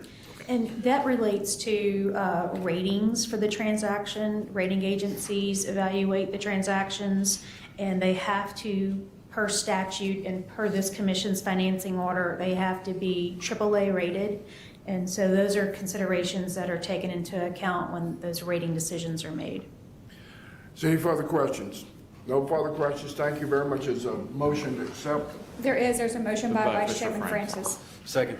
Se- Hearing no objections. Any objections? Hearing no objections. It's passed. Let's go ahead. Thank you. Exhibit number 9 is docket number U36133. This is Dixie Electric Membership Corporation, Nextera Energy Marketing, and AMEET Solar's joint application for approval of power supply agreements.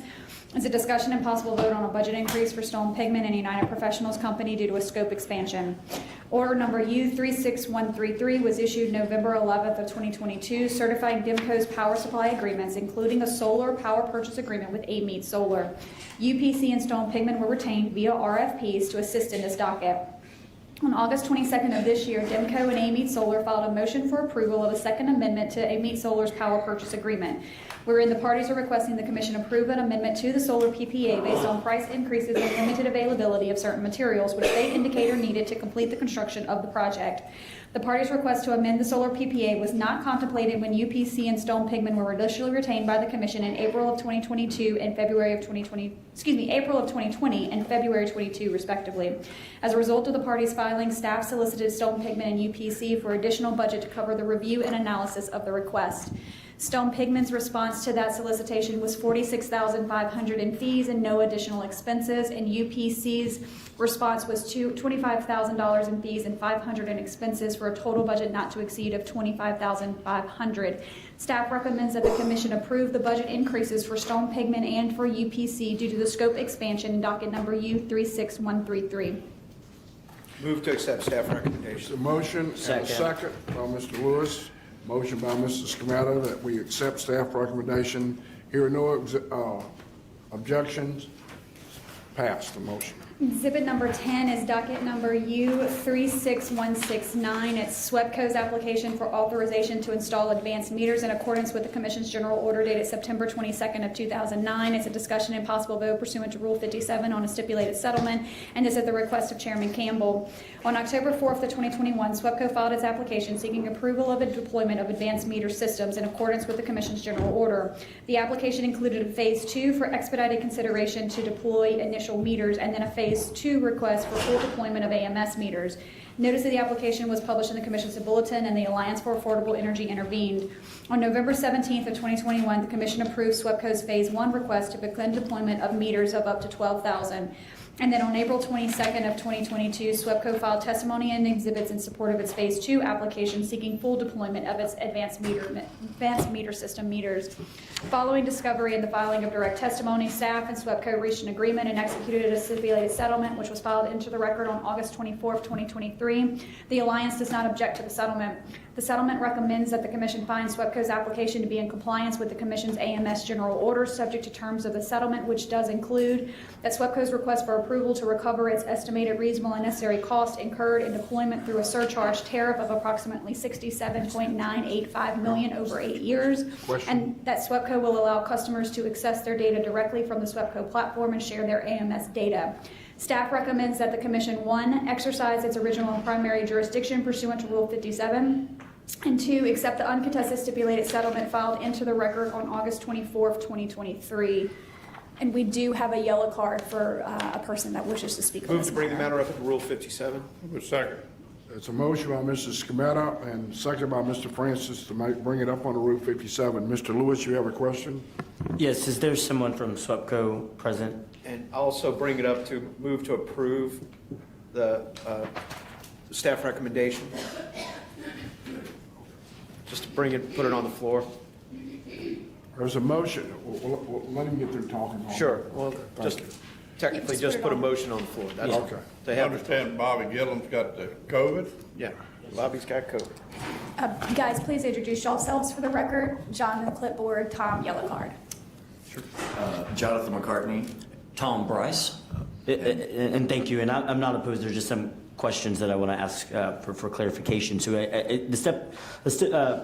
the stipulation only requires you to study these within 12 months and not necessarily commit any further action. So I'm just curious, if the study finds that this program is worthwhile, what is your process or your thoughts on expediting action to best use the advanced metering systems approved in this decision?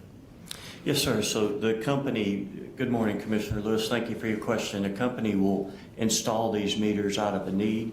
It's the technology that we've selected to provide this service going forward. Our prior technology is outdated and obsolete, so with the commission's approval, we'll proceed with the deployment of these meters.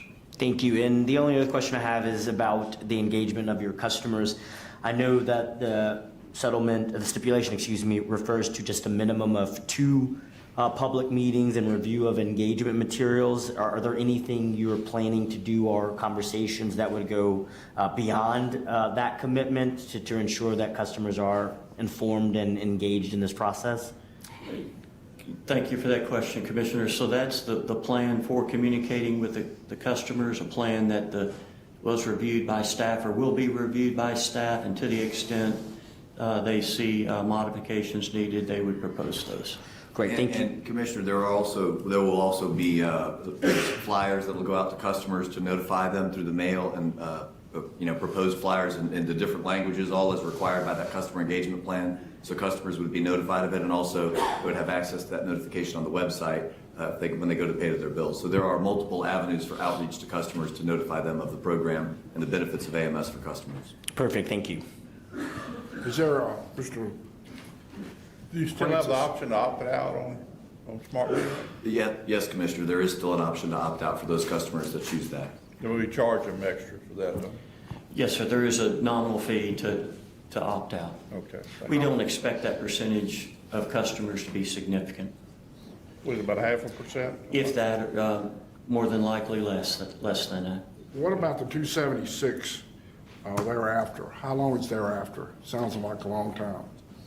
So, Chairman, are you referring to the surcharge? It's 326 for first 48 months. I'm for it because I saw what these things can do. We've had a good bit of outages up there, and it's something where you can tell you when your lights are coming on, what to expect. Even tells you about when do you use too much electricity, this, that, down the street. Real savings for people to use it. But is this going to be 276 or what, forever? So there's the charge is just north of $3 for residential the first 4 years, and just below $3 for the next 4 years, and then that will go away. Oh, that's fine, man. I got you. I'm all for it because I don't know if y'all saw this, but they were showing me you can put your house on this deal, and you can see where your electricity is, and you can see at 5 o'clock when you come home, you got a bunch of people over, it goes up. I mean, it sort of tells you, hey, these parties we're having is costing a hell of a lot. We're cooling this whole house. I mean, you make the decision. I saw it's a remarkable when they can, and then it'll help us a lot when people say, I can't believe my bill was that high. I say, hold on, let's look. And it'll show you, hey, what y'all been doing on the weekend? Well, we had a few people over. Yeah, you sure did. This is where your bill's going up. And people are going to say, well, thank you for telling me this, but they'll be able to use that on their own phone. Brandon was showing me that yesterday. He was telling me that he had some people over the weekend and his bill went up. It was me. I'm the example. That's true. We had too many people at the house. We were cooking, so the usage went up. Well, that's remarkable. I think people love this because they're always asking, I can't believe I'm using that much electricity. You get you guys out to check it, and sometimes it's wrong, but a lot of times it's right. But if you can show people, this is where your electricity's going up, it's got to be a good tool. So yes. I'll make a motion we accept this.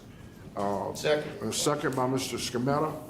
And We do have one yellow card for a constituent, Miss Erin Hansen, if she'd like to come up and speak. Come on up.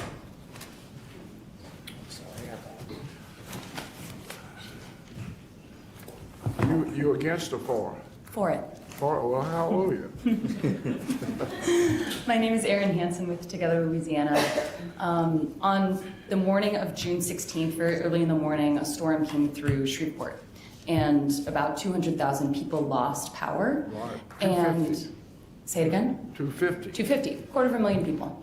So on Sunday night, June 18th, we texted about 125,000 people to ask them how they were doing. We asked them to tell us on a scale of 1 to 5, what's your situation? 1 is I'm fine, 5 is I'm in crisis. And I woke up on Monday morning and 4,000 people had responded to the text and told us how they were.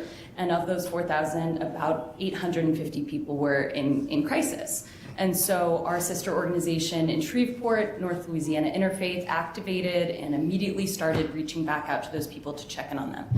And one thing that we encountered is, we needed to make deliveries to people who were out of food and water, who needed ice for their ice chest. And we had no way of pulling up a map to see which neighborhoods are out. And that was because we realized SWEPCO territory didn't have smart meters. So we are really excited about the implementation of smart meters in Caddo and in Bossier. We look forward to an outage map that can tell us in real time which neighborhoods are on, which houses are on, and in the future, looking towards being able to take advantage of being able to modify your electricity usage to take advantage of time of use rates, demand response, and things like that. So fully support you. Want to commend you, Commissioner Campbell, for getting this done, and also to SWEPCO, to Brett Madison and Malcolm Smoke have really pushed for this. So we are in support and we commend the effort. Thank you. Thank you very much. Ma'am, let me ask you a question. Do you know that there are some people who opt out and don't want smart meters? Yes. So if they have a problem, they won't be able to get your help and you won't be able to find them, know where they're at, right? As long as we can text them and they can tell us, we can get in touch with them that way, then they can still, on an individual basis, kind of communicate with us and have access to the services that are provided through Community Lighthouse and other programs that we know about. We wouldn't, if they opted out of the program, they wouldn't be able to see, we wouldn't be able to know if their power was still out unless they told us individually. And Aaron, I want to thank you and Together Louisiana for the work. I know you also showed some of that same data when we had storms here in Baton Rouge, and I think it's important for us as a commission to look at the humanistic aspects of what happens post an outage. What is that life like? Because I think when we talk about demand response, we talk about community solar, we talk about community lighthouses, we can get very much in the policy debate, but I think what the work that you do is showcases the humanistic side of it, and how that is life or death, really, for people. So I want to just commend Together for that work and appreciate that data. And also, I'll borrow something from the chairman. I assumed the yellow card earlier was Bobby. I didn't realize he wasn't here, so I apologize for letting SWEPCO go before you, because I would have let you talk first, but I thought it was Bobby, so I was going to give him a little bit of a hard time to wait, so apologies for that. All good. Well done. The technology used to do that, is that not something that utilities can do as well? Well, Commissioner, that's what this program is, to deploy the AMS for SWEPCO for its Louisiana service territory, to allow that the access for customers to have access to that data to be able to help respond to these situations. Because routinely I hear from ratepayers that say they talk to somebody in Idaho who says, no, you do have power, and you say, well, why am I calling you if I have power? And yet this private company can text hundreds of thousands of people and get responses back. It seems like a Fortune 200 or 500 company would be able to implement that technology as well. Well, and Commissioner, that's why we have a settlement with the staff to deploy AMS to be able to help improve service and response time, and also to help improve customer access to their data and usage. This to me is a huge move towards putting the customer in the center of it all. So thank you. That's thank correct. you. Yeah, Mr. Chairman? You know, one thing I need to say, though, we've got a great commissioner up in Shreveport. Best one. Well, maybe not. Probably He's the best one in Shreveport. He's the best one in Shreveport, right. I work hard as hell trying to get people's electricity back on.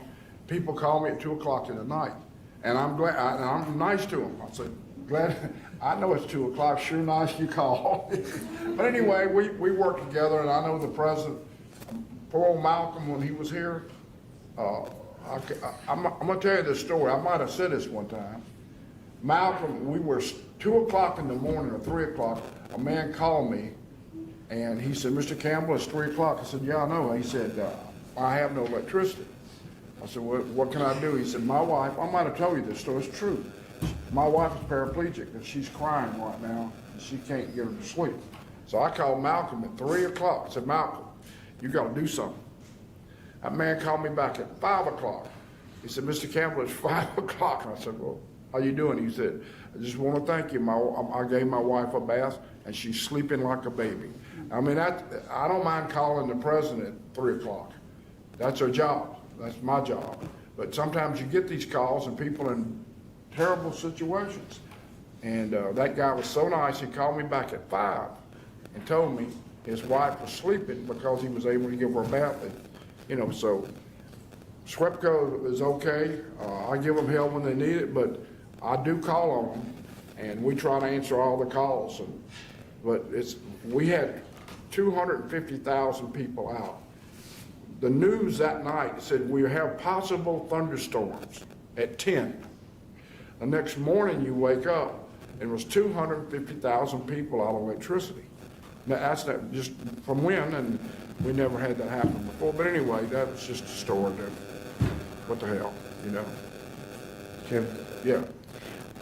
You got any good stories? No, well, I do have one good for you, and I thought about you because you know how Amazon delivers late sometimes at night? Yeah. And I have 2 dogs. I have 2 Rottweilers, and they're girls, and they're sweet, and they love everybody. And they'll bite, huh? No, they don't bite. Well, they don't bite people, but I went to the front door, and I didn't have the lights on. I opened the door, and there must have been a 30-pound raccoon in Metairie sitting on my front porch, and the dogs took off, rolled it right down to the storm drain. That raccoon went down the storm drain, and the dogs went about 60 miles an hour because they don't usually run that fast. But I always think about you and your raccoon stories, and I said, well, I think I have to mention that to Foster next time I see him and he sees 2 90-pound Rottweilers rolling down Cena Drive.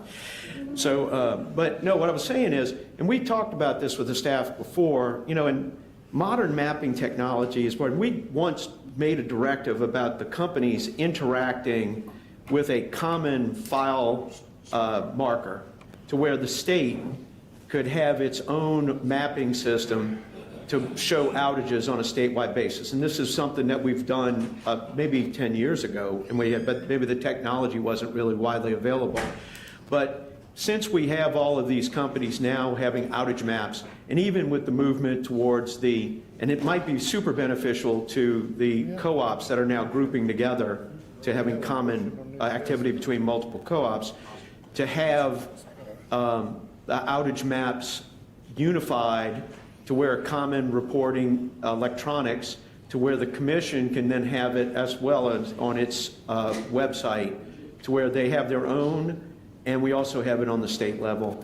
And I think we discussed this some time ago, Brandon, and we also had a mechanism to where we could get all the utilities to provide the information, and we had a mechanism, I think, to require, it was a small fee for the utilities to organize to pay for our system to do that. And that way we'd have a state system, particularly valuable during hurricane season, but also just a general information for people outside the state to be able to monitor their relatives inside the state. So, and I'd have to look at the specifics of exactly where we are, but I know there were upgrades to our mapping system, and to your point, our map can only go as far as the interconnection with the utilities. And I know not all of them have the technology to put in that real-time data, and part of it is tied to advanced meters and the ability to drill down to the areas. But there were definitely upgrades made to the mapping system post-Ida, and I've joked when I've been at GOSEP that we haven't been able to show them, and knock on wood, I hope I don't get to show them again anytime soon. But we are, over time, making that system better and better and better, and that is still the ultimate goal, is to have that full interconnectivity between the utilities where they can input their data directly into the database, which will then put out that map that shows real-time outage data. Yeah, because I think that's an important thing for not just the companies and even the co-ops. I'm going to look at them all utilities, but I think it's important for the commission to have that interactivity between the electronic information and them, because if nothing else, I found that especially during hurricanes, some of the inquiries are twofold. It's people, they monitor the maps, obviously, to see when the power goes back on. But we also have people who are relatives of people wanting to know, is the power back on? But I think that we provide another layer of support for the folks that are in the state and also outside the state to be able to monitor what's going on in the state. And I think it would be just another, a tool in the toolbox for us to have. Look, when we're at GOSEP, that's the thing people are looking at the most, is that map that we produce that shows what percentage is out in parishes. I think we need to go down to the granular level. And I hate to say granular, so it's one of my least favorite words in the universe. But I think we need to be able to look at it, and I don't want to say like the Entergy map, but almost like the Entergy map. Correct. But it's because their map's not working all the time properly. But I do think that we need to focus on something of that sort, and maybe, I don't want to say standardized, but I want to say it as an example for every people to follow, to where, but the actual computer code that, and I'm going to say it in a generic form, the computer code that's used to identify each individual meter be standardized throughout the state, to where each company uses the same computer code, to where it can be unified and shared with GOSEP and the commission, so we could all have the same thing. And I'll close, I agree on that point.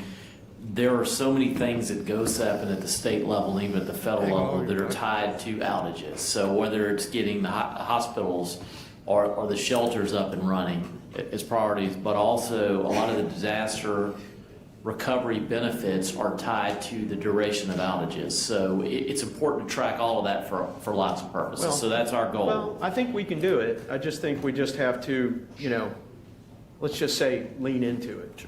Okay. Commissioner Scrimmetta. Yep.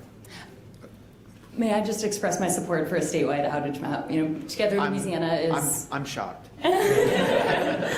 It's very helpful in the few days after the storm, before the entire state apparatus comes online, for organizations in the community to see. And a lot of the service territories cut right through some of our networks, and so being able to to see No, that I appreciate is that. helpful. I mean, look, it helps everybody, and it certainly helps, community service organizations, it helps responders, it helps fire, EMS, it helps everybody across the board, because information's king, and that's what we need to do, is make sure we have more information that we share and make sure everybody can use it to their advantage. There is one point I do have to make, and when you said that a statewide map, it made me think of it, and I know the governor and I and the head of GOSEP had these conversations.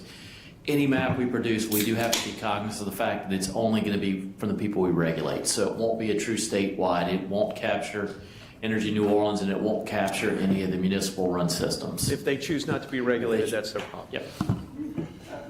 But we could ask the legislature to. We could certainly ask the legislature to put that. Well, if the people of New Orleans would like to have a vote, they can ask their city council to put it on the ballot.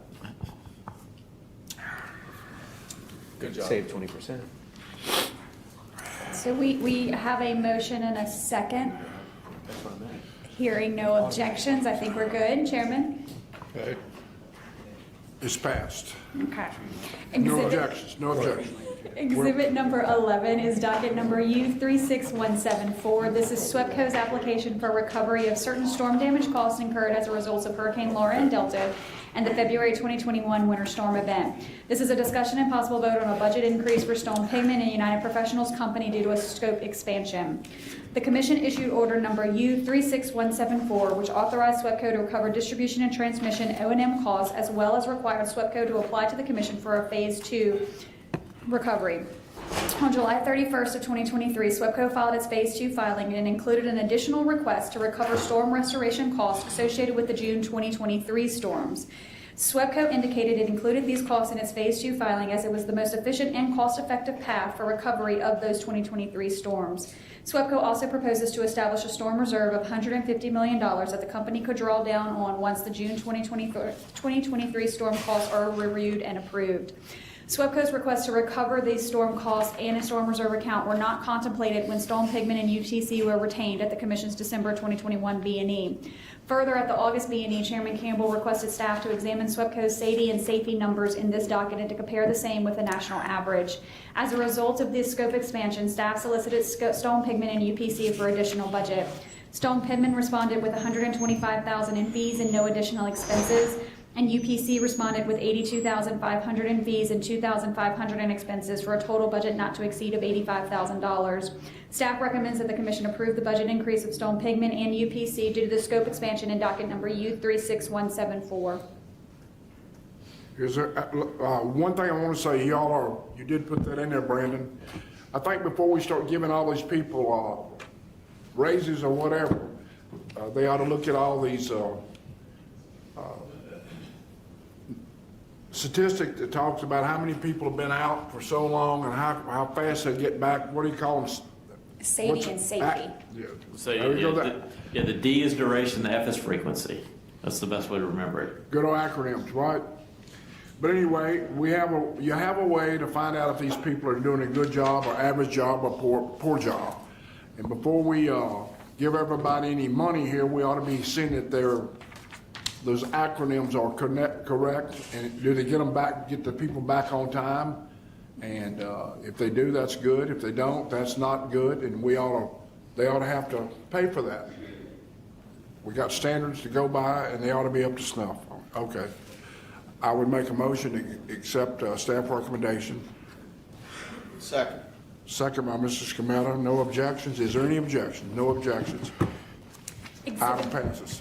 Exhibit number 12 is docket number U36612. This is Pierre Part Natural Gas Company's request for extension of its rate stabilization plan. It's a discussion and possible vote on an uncontested stipulated settlement. On November 23rd of 2022, Pierre Part filed its request for its extension, which was published in the Commission's official bulletin, and no interventions were received. Following discovery, staff filed its direct testimony and report on June 5th, 2023. And on July 14th, 2023, Pierre Part filed rebuttal testimony. After negotiations, the company and staff reached an agreement and executed an uncontested stipulated settlement, which was filed into the record on August 7th, 2023. The major terms of the settlement is that Pierre Part is authorized to extend its rate stabilization plan for an additional 3 years using a hypothetical capital structure and a bandwidth of 9.5 to 10.5% with a midpoint reset. As there are no unresolved issues, staff recommends that the Commission approve the uncontested stipulated settlement filed into the record on August 7th of 2023. Move to approve staff recommendation. I'll second. There's a motion by Mr. Scamata, second by Mr. Lewis. Any objections? No objections. Item passes. What's the next one? Exhibit 13? number 13 is docket number U36626. This is Town and Country Service Company's application for adjustment in retail rates. It's a discussion and possible vote on an uncontested stipulated settlement. On December 19th of 2022, Town and Country filed its application with the Commission, which was published in the official bulletin, and no interventions were received. Following discovery, staff filed its testimony and report and recommendation on June 28th, 2023. And on July 25th, 2023, Town and Country filed correspondence into the record indicating the acceptance of staff's report and recommendation. Thereafter, an uncontested stipulated settlement was executed and filed into the record on August 23rd, 2023, which authorized the company to receive a revenue increase of $216,929.17 annually. As there are no unresolved issues, staff recommends that the Commission approve the uncontested stipulated settlement filed into the record on August 23rd, 2023. I'll make a motion that we approve staff recommendation. Second. Second by Mr. Scametta. Is there any objections? If there's none, passes. Exhibit number 14 is docket number U36808. This is Washington St. Tammany's Electric Cooperative's Formula Rate Plan Annual Report for the 2022 test year. It's a discussion and possible vote on amended joint report and draft order. On May 15, 2023, Washington St. Tammany filed its Formula Rate Plan Annual Report for the 2022 test year with the Commission, which was published in the official bulletin, and no interventions were received. Pursuant to order number U36399, Washington St. Tammany's Formula Rate Plan allows the company to earn a times interest earned ratio bandwidth of 1.4 to 1.6. And should that tier fall above or below the bandwidth, WST is permitted to reset its rates to the midpoint of 1.5. The order further provides for a secondary revenue check, which includes an operating time interest earned of 1.2 and a minimum modified debt service coverage ratio of 1.4. In the filing, the company reported a tier of 0.90, which would have required a rate increase and resulted in an upward adjustment in the revenue requirement of approximately $2.5 million. Staff reviewed the filing and confirmed that the company earned a tier of 0.09. And as WST's earned tier fell below the established bandwidth, staff applied the second revenue checks to adjust the WST's owed tier to 1.2 and the modified debt service coverage ratio to 1.4. And after those adjustments, staff found that WST was authorized in accordance with its formula rate plan to adjust its rates to generate a revenue increase of $2,503,369. WST filed notice that the company accepted staff's report and recommendations subject to corrections to 2 typographical errors. And upon the parties' agreements, there was an amended joint report and draft order filed into the record on September 6, 2023. As there are no unresolved issues, staff requests that the Commission accept the amended joint report filed into the record on September 6, 2023. I just have a few questions if someone from Washington St. Tammany could come up. And I'd like to put a motion on the floor to accept staff recommendation. I'll go ahead and second that. There's a motion by Mr. Scametta, second by Mr. Chairman. Mr. Francis.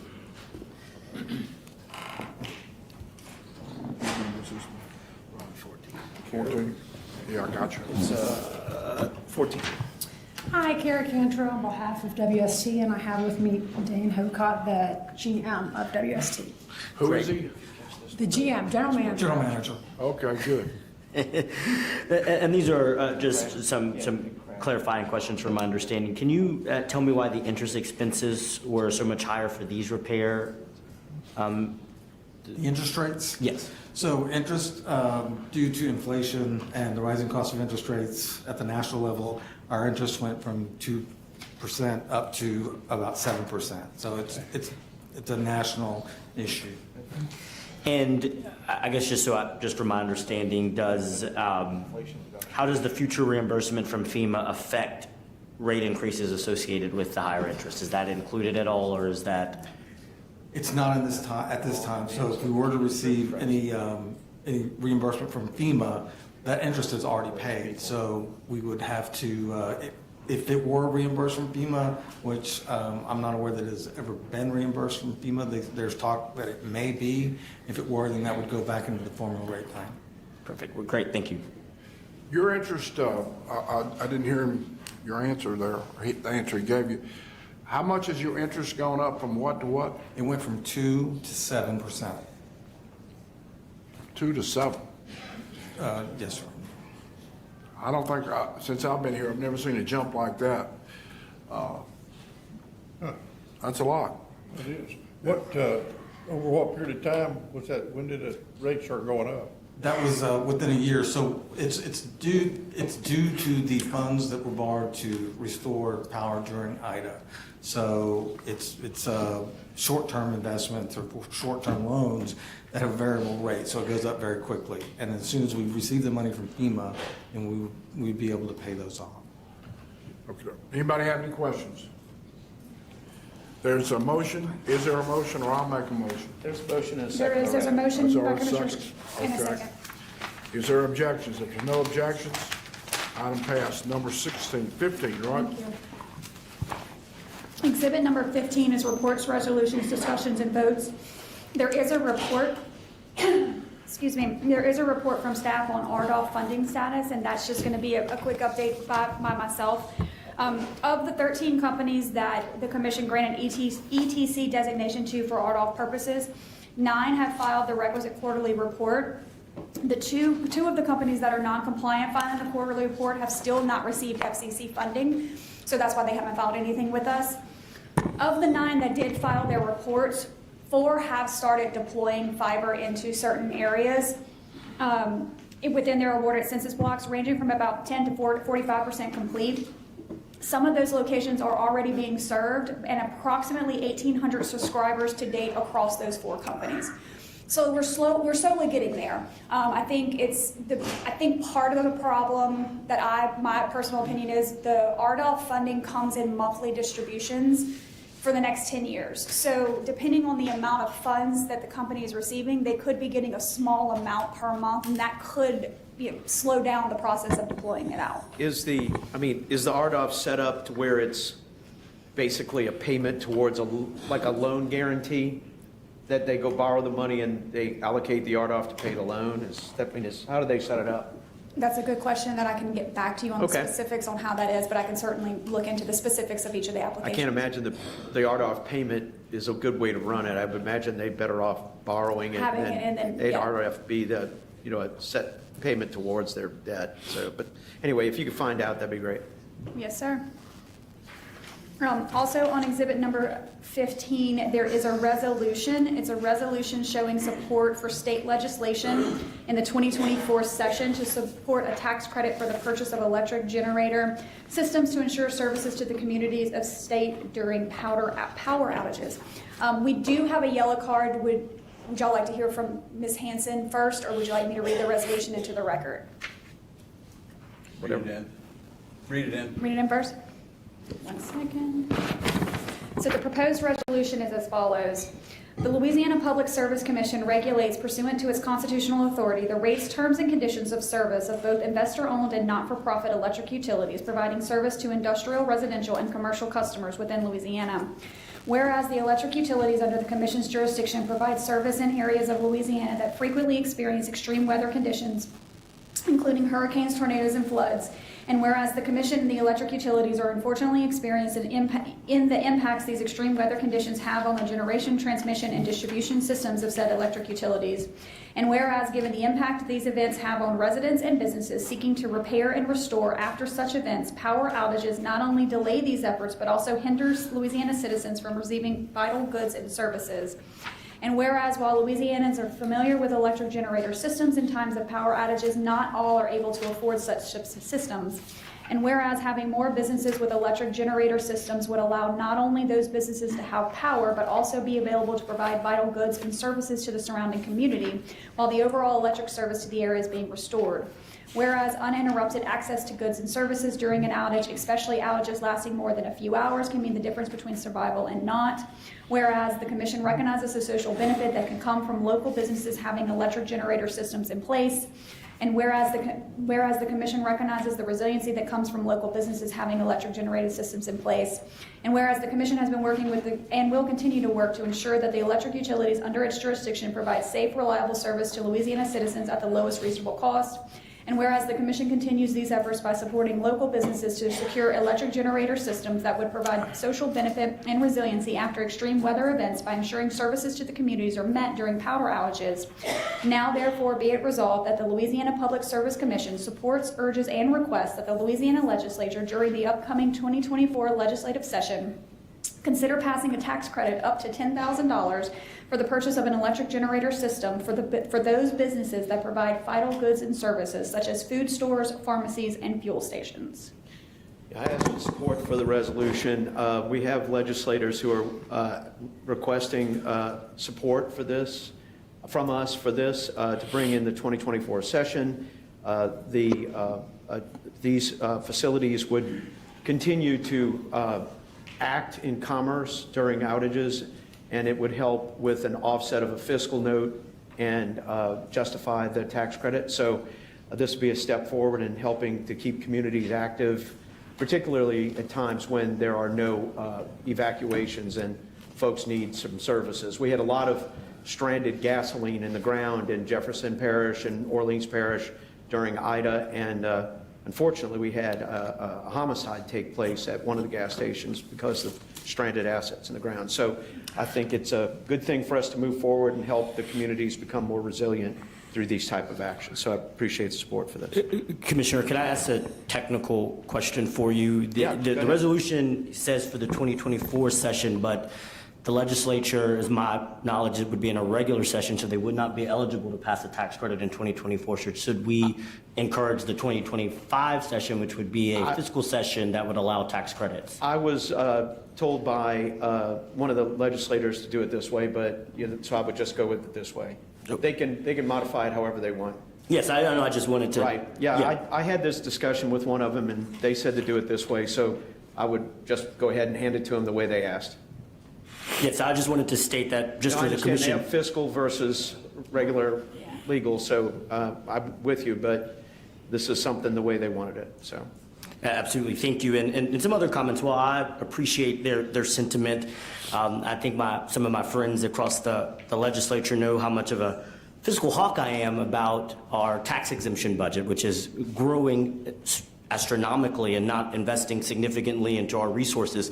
So while I am all for keeping vital services, I will kind of keep the same sentiment that I have across the street at the Capitol in opposing tax credits, particularly for businesses, just because the state of Louisiana is giving countless dollars away. And I wanted to echo that my sentiments agree with the resolution, but the technical aspects of it, I just have to stay consistent as an advocate about not using tax credits as our ultimate solution. So I appreciate my colleagues' intent, but I just wanted to say why I would have to be opposed to this resolution. And please take note that these particular facilities will continue to collect sales tax as a part of them being open during disaster, and that will help offset the credit. So I hope you understand that component of achieving a fiscal note towards zero in their participation of keeping the communities. Absolutely, but I think I would also have significant issues with sales tax, which are very regressive and tax the poor in this state a lot higher. If you are below $17,000, your contribution in sales, state, and personal income taxes is around 12%. If you were someone making over $500,000 in this state, your contribution of sales tax, personal tax, and property tax is about 6.2%. And so part of my day job is fighting how sales tax is very regressive and hurts our poor. So that is part of why I appreciate that, why it also is something that has deep concerns of mine. I appreciate it. I'm okay with Louisiana being a tax-free state, so I'm with you on that. Okay, well, thank you, Doug. So if there's opposition, we need a roll call vote. Roll call vote? And I'm sorry, Aaron, please come up and speak. Sure.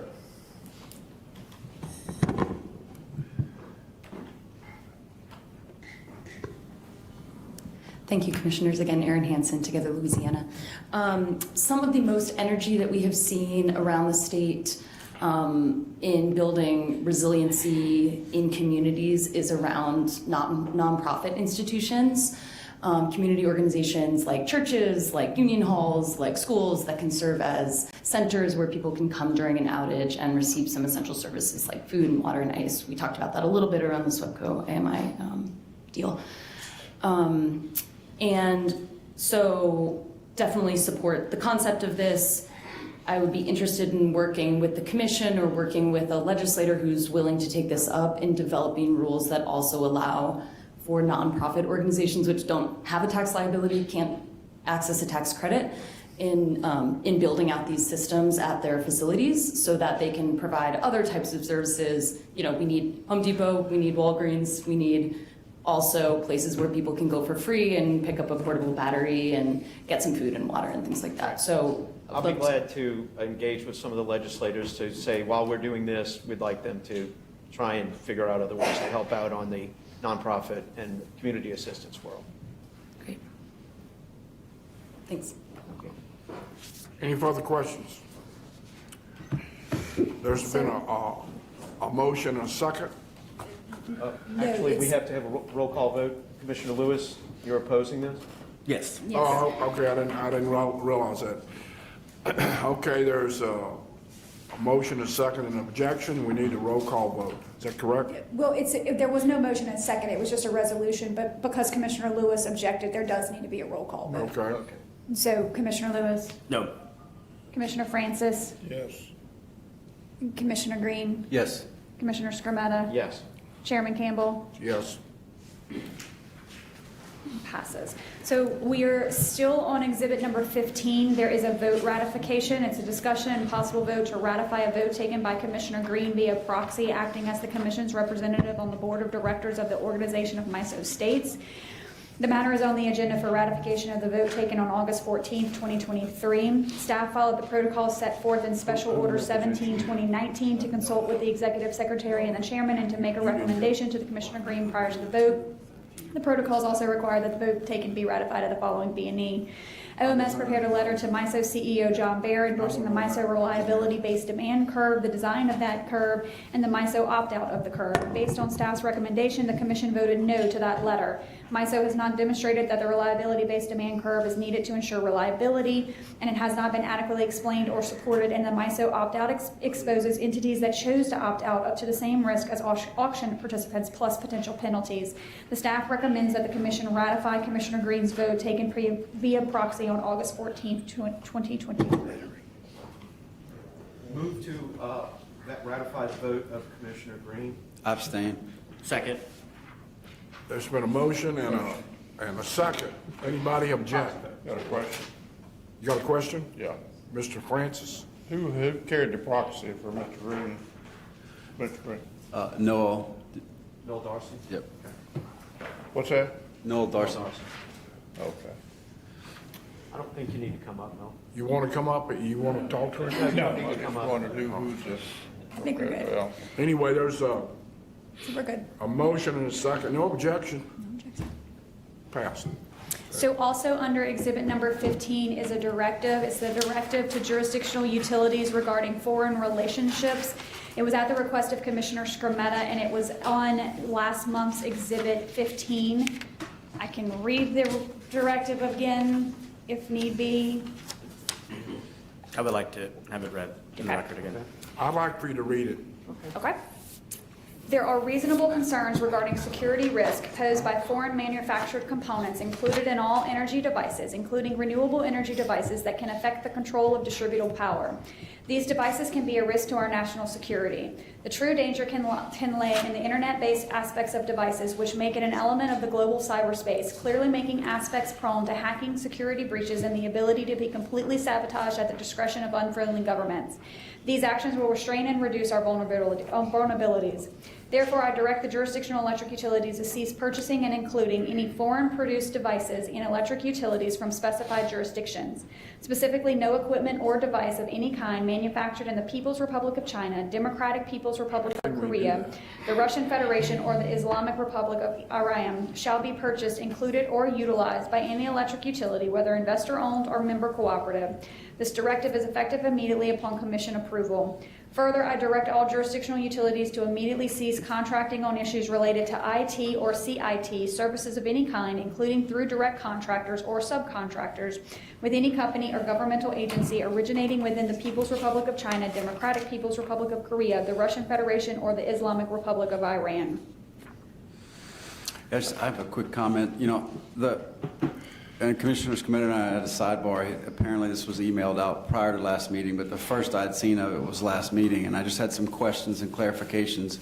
I think it's a good idea. I kind of wanted to make it a little more specific, but with his version, I think we'll start with that, and if we have to make it more specific along the way, we can. Is that right? It's fine with me. But I think it's a good idea, and thanks for the extra month.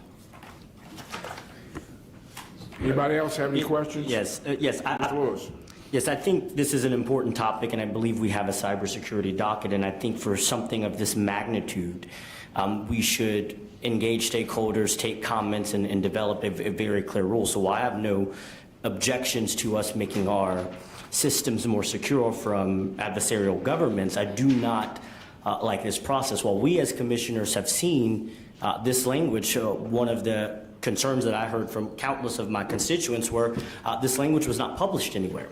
So the constituents, stakeholder participants, companies have not been able to see the language, and I think it's an appropriate tool for a rule or a decision of this magnitude to go through a directive process that opens up a docket or puts it in a docket so that we can get all the feedback, talk to expert testimony, hear facts and evidence to make sure that what we pass is actually applicable and works well. And so while my reservations that I had last meeting still hold, I will have to object to this directive.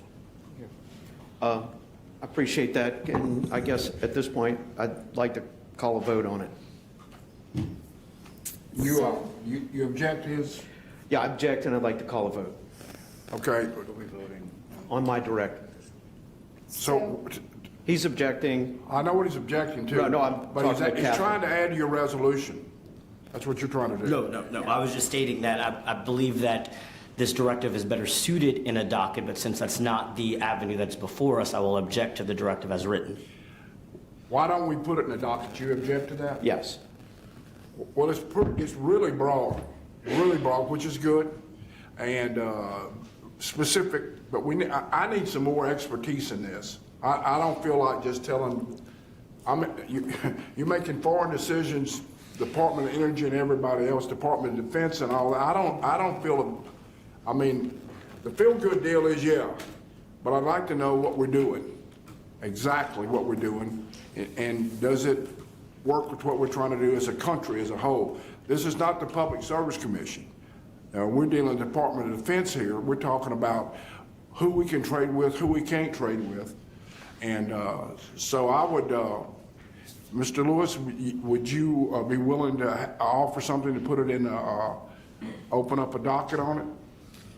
I would be more than happy to put it into the cybersecurity docket, but I believe as it stands, the Commissioner Scametta has offered the directive and has stated that he would not support doing that right now, so I think we would have to dispense of the motion. Well, that's not exactly what I'm saying. What I'm saying is I would like a vote on the directive as it's placed, and if you want to do something else, you could do whatever else you want to do. Exactly, that's what I was stating, Yeah. that the current process would be to take up your directive and then. And to be clear, we've done the same type of action against Huawei technology in our communications, anything we regulate under the communications of the commission some time ago.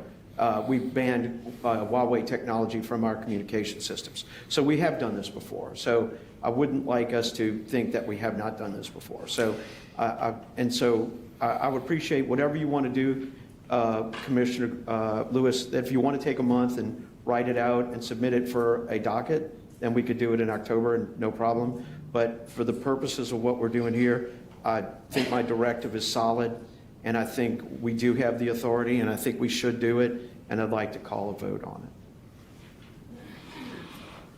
Okay, so we need a vote, right? It does seem like these aren't mutually exclusive, though. We could pass this and put it into the docket, right? Yep. We can do both. Devontae?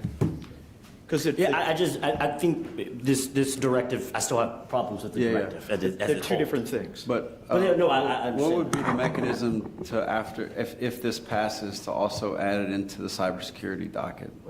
I mean, it could be a directive from any commissioner next month to include it into the cybersecurity docket that we do have open at the moment. Well, I say we vote on this now, but then we'll come up with language to put it into the You cybersecurity can docket. just write a new directive with specifics of what he's looking to do. That seems like a good compromise. Pass this, I mean, what- come up with the directive, put it in the cybersecurity docket, and then that gives everybody coverage. I'm sorry, Catherine. I was like, I mean, technically, you could make that separate directive today to put it into the cybersecurity docket. It's just taken up out of order, which means it would have to be a unanimous vote by the commissioners. Two different things. Yeah, no. I think. Yes, it's two separate votes. Just to give him the time to be very specific about what he'd like, that if he wants to wait a month, he can, but he wants to do it today, that's fine. I just want to have a vote on my directive as is. Okay, there's been a motion. Well, it's just an objection It's not, to it the just, directive. it was an objection. So that we have So to you have got to a vote vote. on it, okay? Yes, so Commissioner Lewis, how do you vote on No. Commissioner Skrmetta's directive? No. Commissioner Francis? Yes. Commissioner Green? Yes. Commissioner Skrmetta? Yes. Chairman Campbell? Yes. Now, you want to make a motion, or you want to direct for, on the directory, put it in the docket? You got the votes.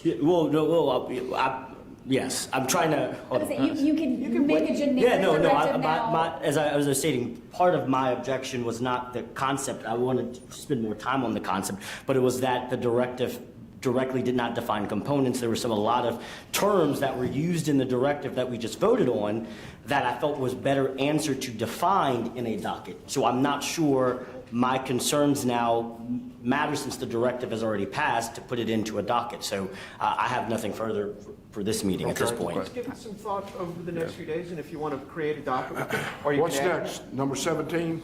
Exhibit 16. 16, Which good. is docket number U35807. It's the application of CLECO for recovery and rates of certain storm damage costs incurred as a result of Hurricanes Laura, Delta, and Zeta, and winter storms Uri and Viola, related securitization financing, and establishment of a storm reserve. It's a discussion and possible vote on an uncontested proposed stipulated settlement at the request of Commissioner Skrmetta.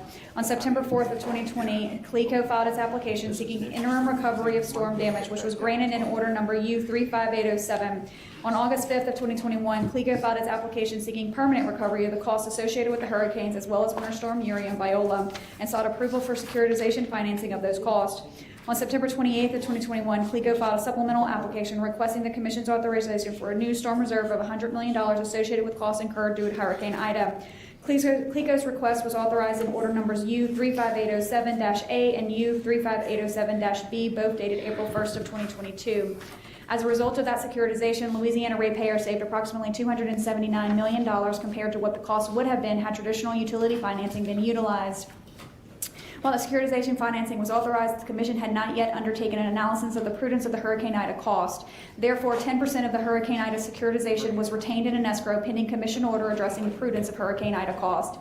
Staff performed that prudence analysis, and on August 31st of 2023, CLECO and staff filed a joint motion scheduling a hearing for an uncontested proposed stipulated settlement with an uncontested proposed stipulated settlement attached, which was either supported or not opposed by all the interveners. The settlement concluded that CLECO spent approximately $90 million in prudently incurred costs to address the damage caused by Hurricane Ida, which is below the original estimate. Therefore, the settlement recommends that CLECO Power is permitted to withdraw $10,310,376 from the Hurricane Ida reserve, and that the remaining $5,062,240 is transferred to CLECO Power's permanent storm damage reserve for use and benefit of ratepayers when future storm damages are incurred in CLECO's service territory as required by Order U35807-A. Staff recommends that the Commission accept the uncontested proposed stipulated settlement filed into the record on August 31st, 2023.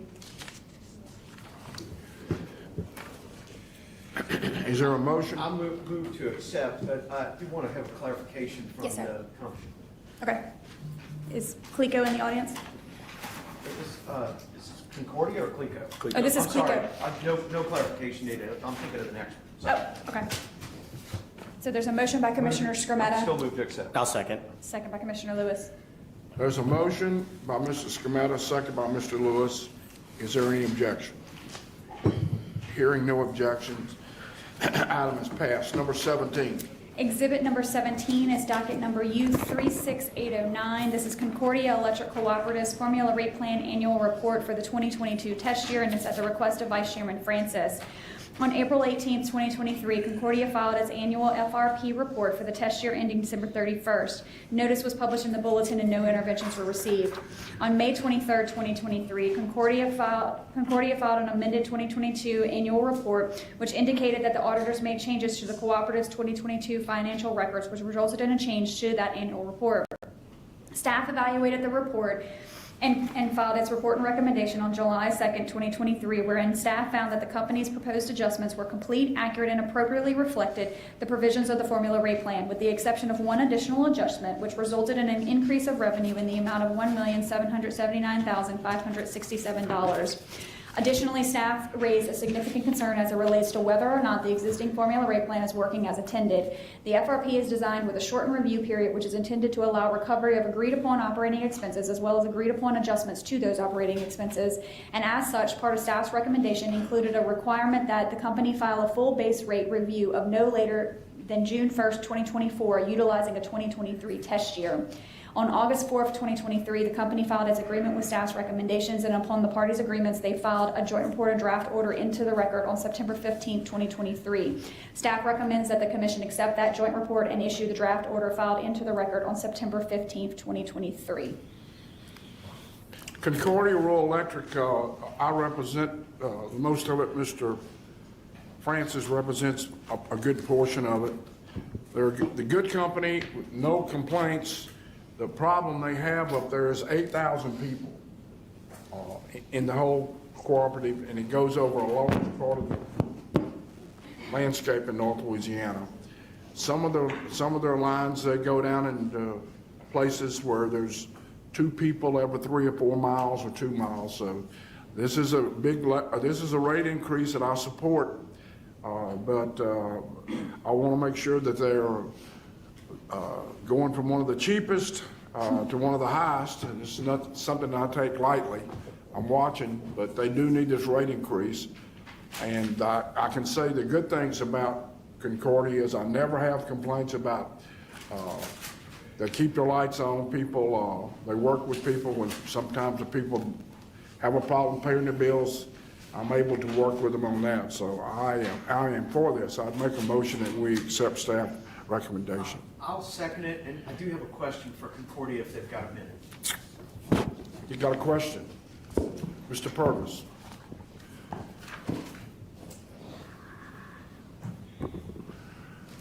Guy's got a heck of a beard, doesn't he? I'm waiting for him to sing. Damn.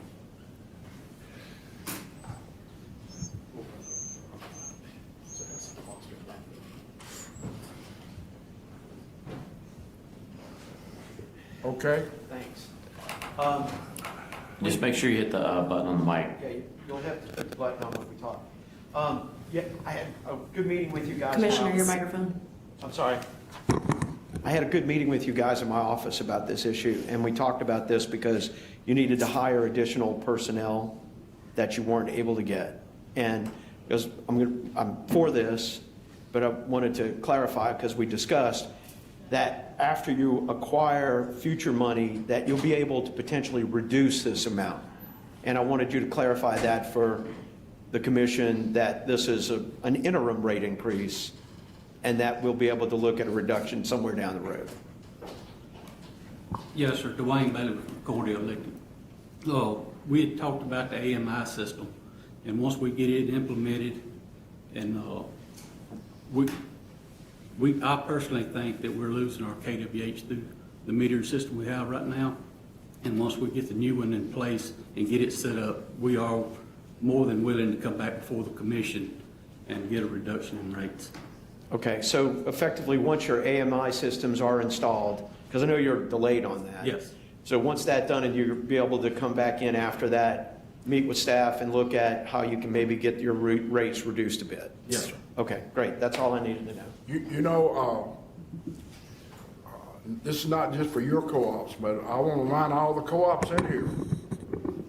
I was one and voted with you guys, 5 co-ops.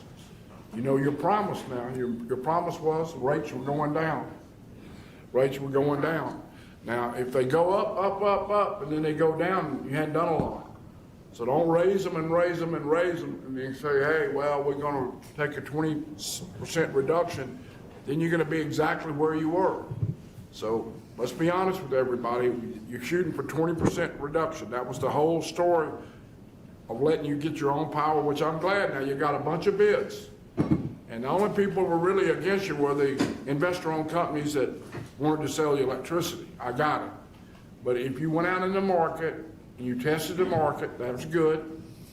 And you found cheaper sources of electricity, that's good. Let's just make damn sure that we don't keep running these rates up and then tell me, hey, we're going to have a 20% reduction and you're going to be exactly where you were. And I represent you and I represent Claiborne, and I mean, I'm aware of all that. But we all made a deal, you know, we shook hands. Yes, So a deal is a deal. Well, you're going to be here for a while, and we're going to be here for a while, and we'll have to face you. We want. Right. All right, thank you. Thank you very much. I made a motion, it was second, no objections, passed, thank you. So we've already done Exhibit 18, so moving on to Exhibit 19. This is a possible executive session, but I asked, let me read everything into the record and have a motion on the floor before everyone exits the room. It is FERC docket numbers EL 18-152 and ER 23-2821. This is the Commission versus System Energy Resources and Energy Services, Inc. It's a possible executive session to discuss litigation strategy pursuant to Louisiana Revised Statute 4216 exec at the request of Commissioner Green, and I will entertain a motion. Move to go into executive session. Is there second by Commissioner Lewis? So we are now, if everyone can exit the room.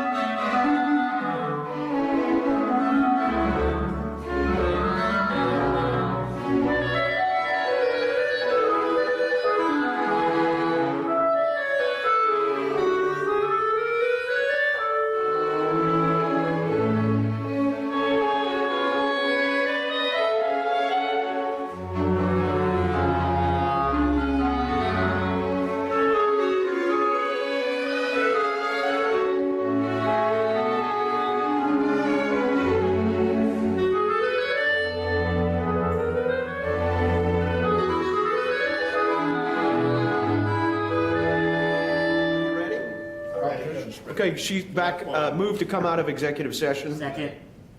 So we are out of executive session, and we do have something to take out of order, but I need a motion to take that item Move that, up. I have a motion to take up out of order, and I'd like Catherine to read it for me.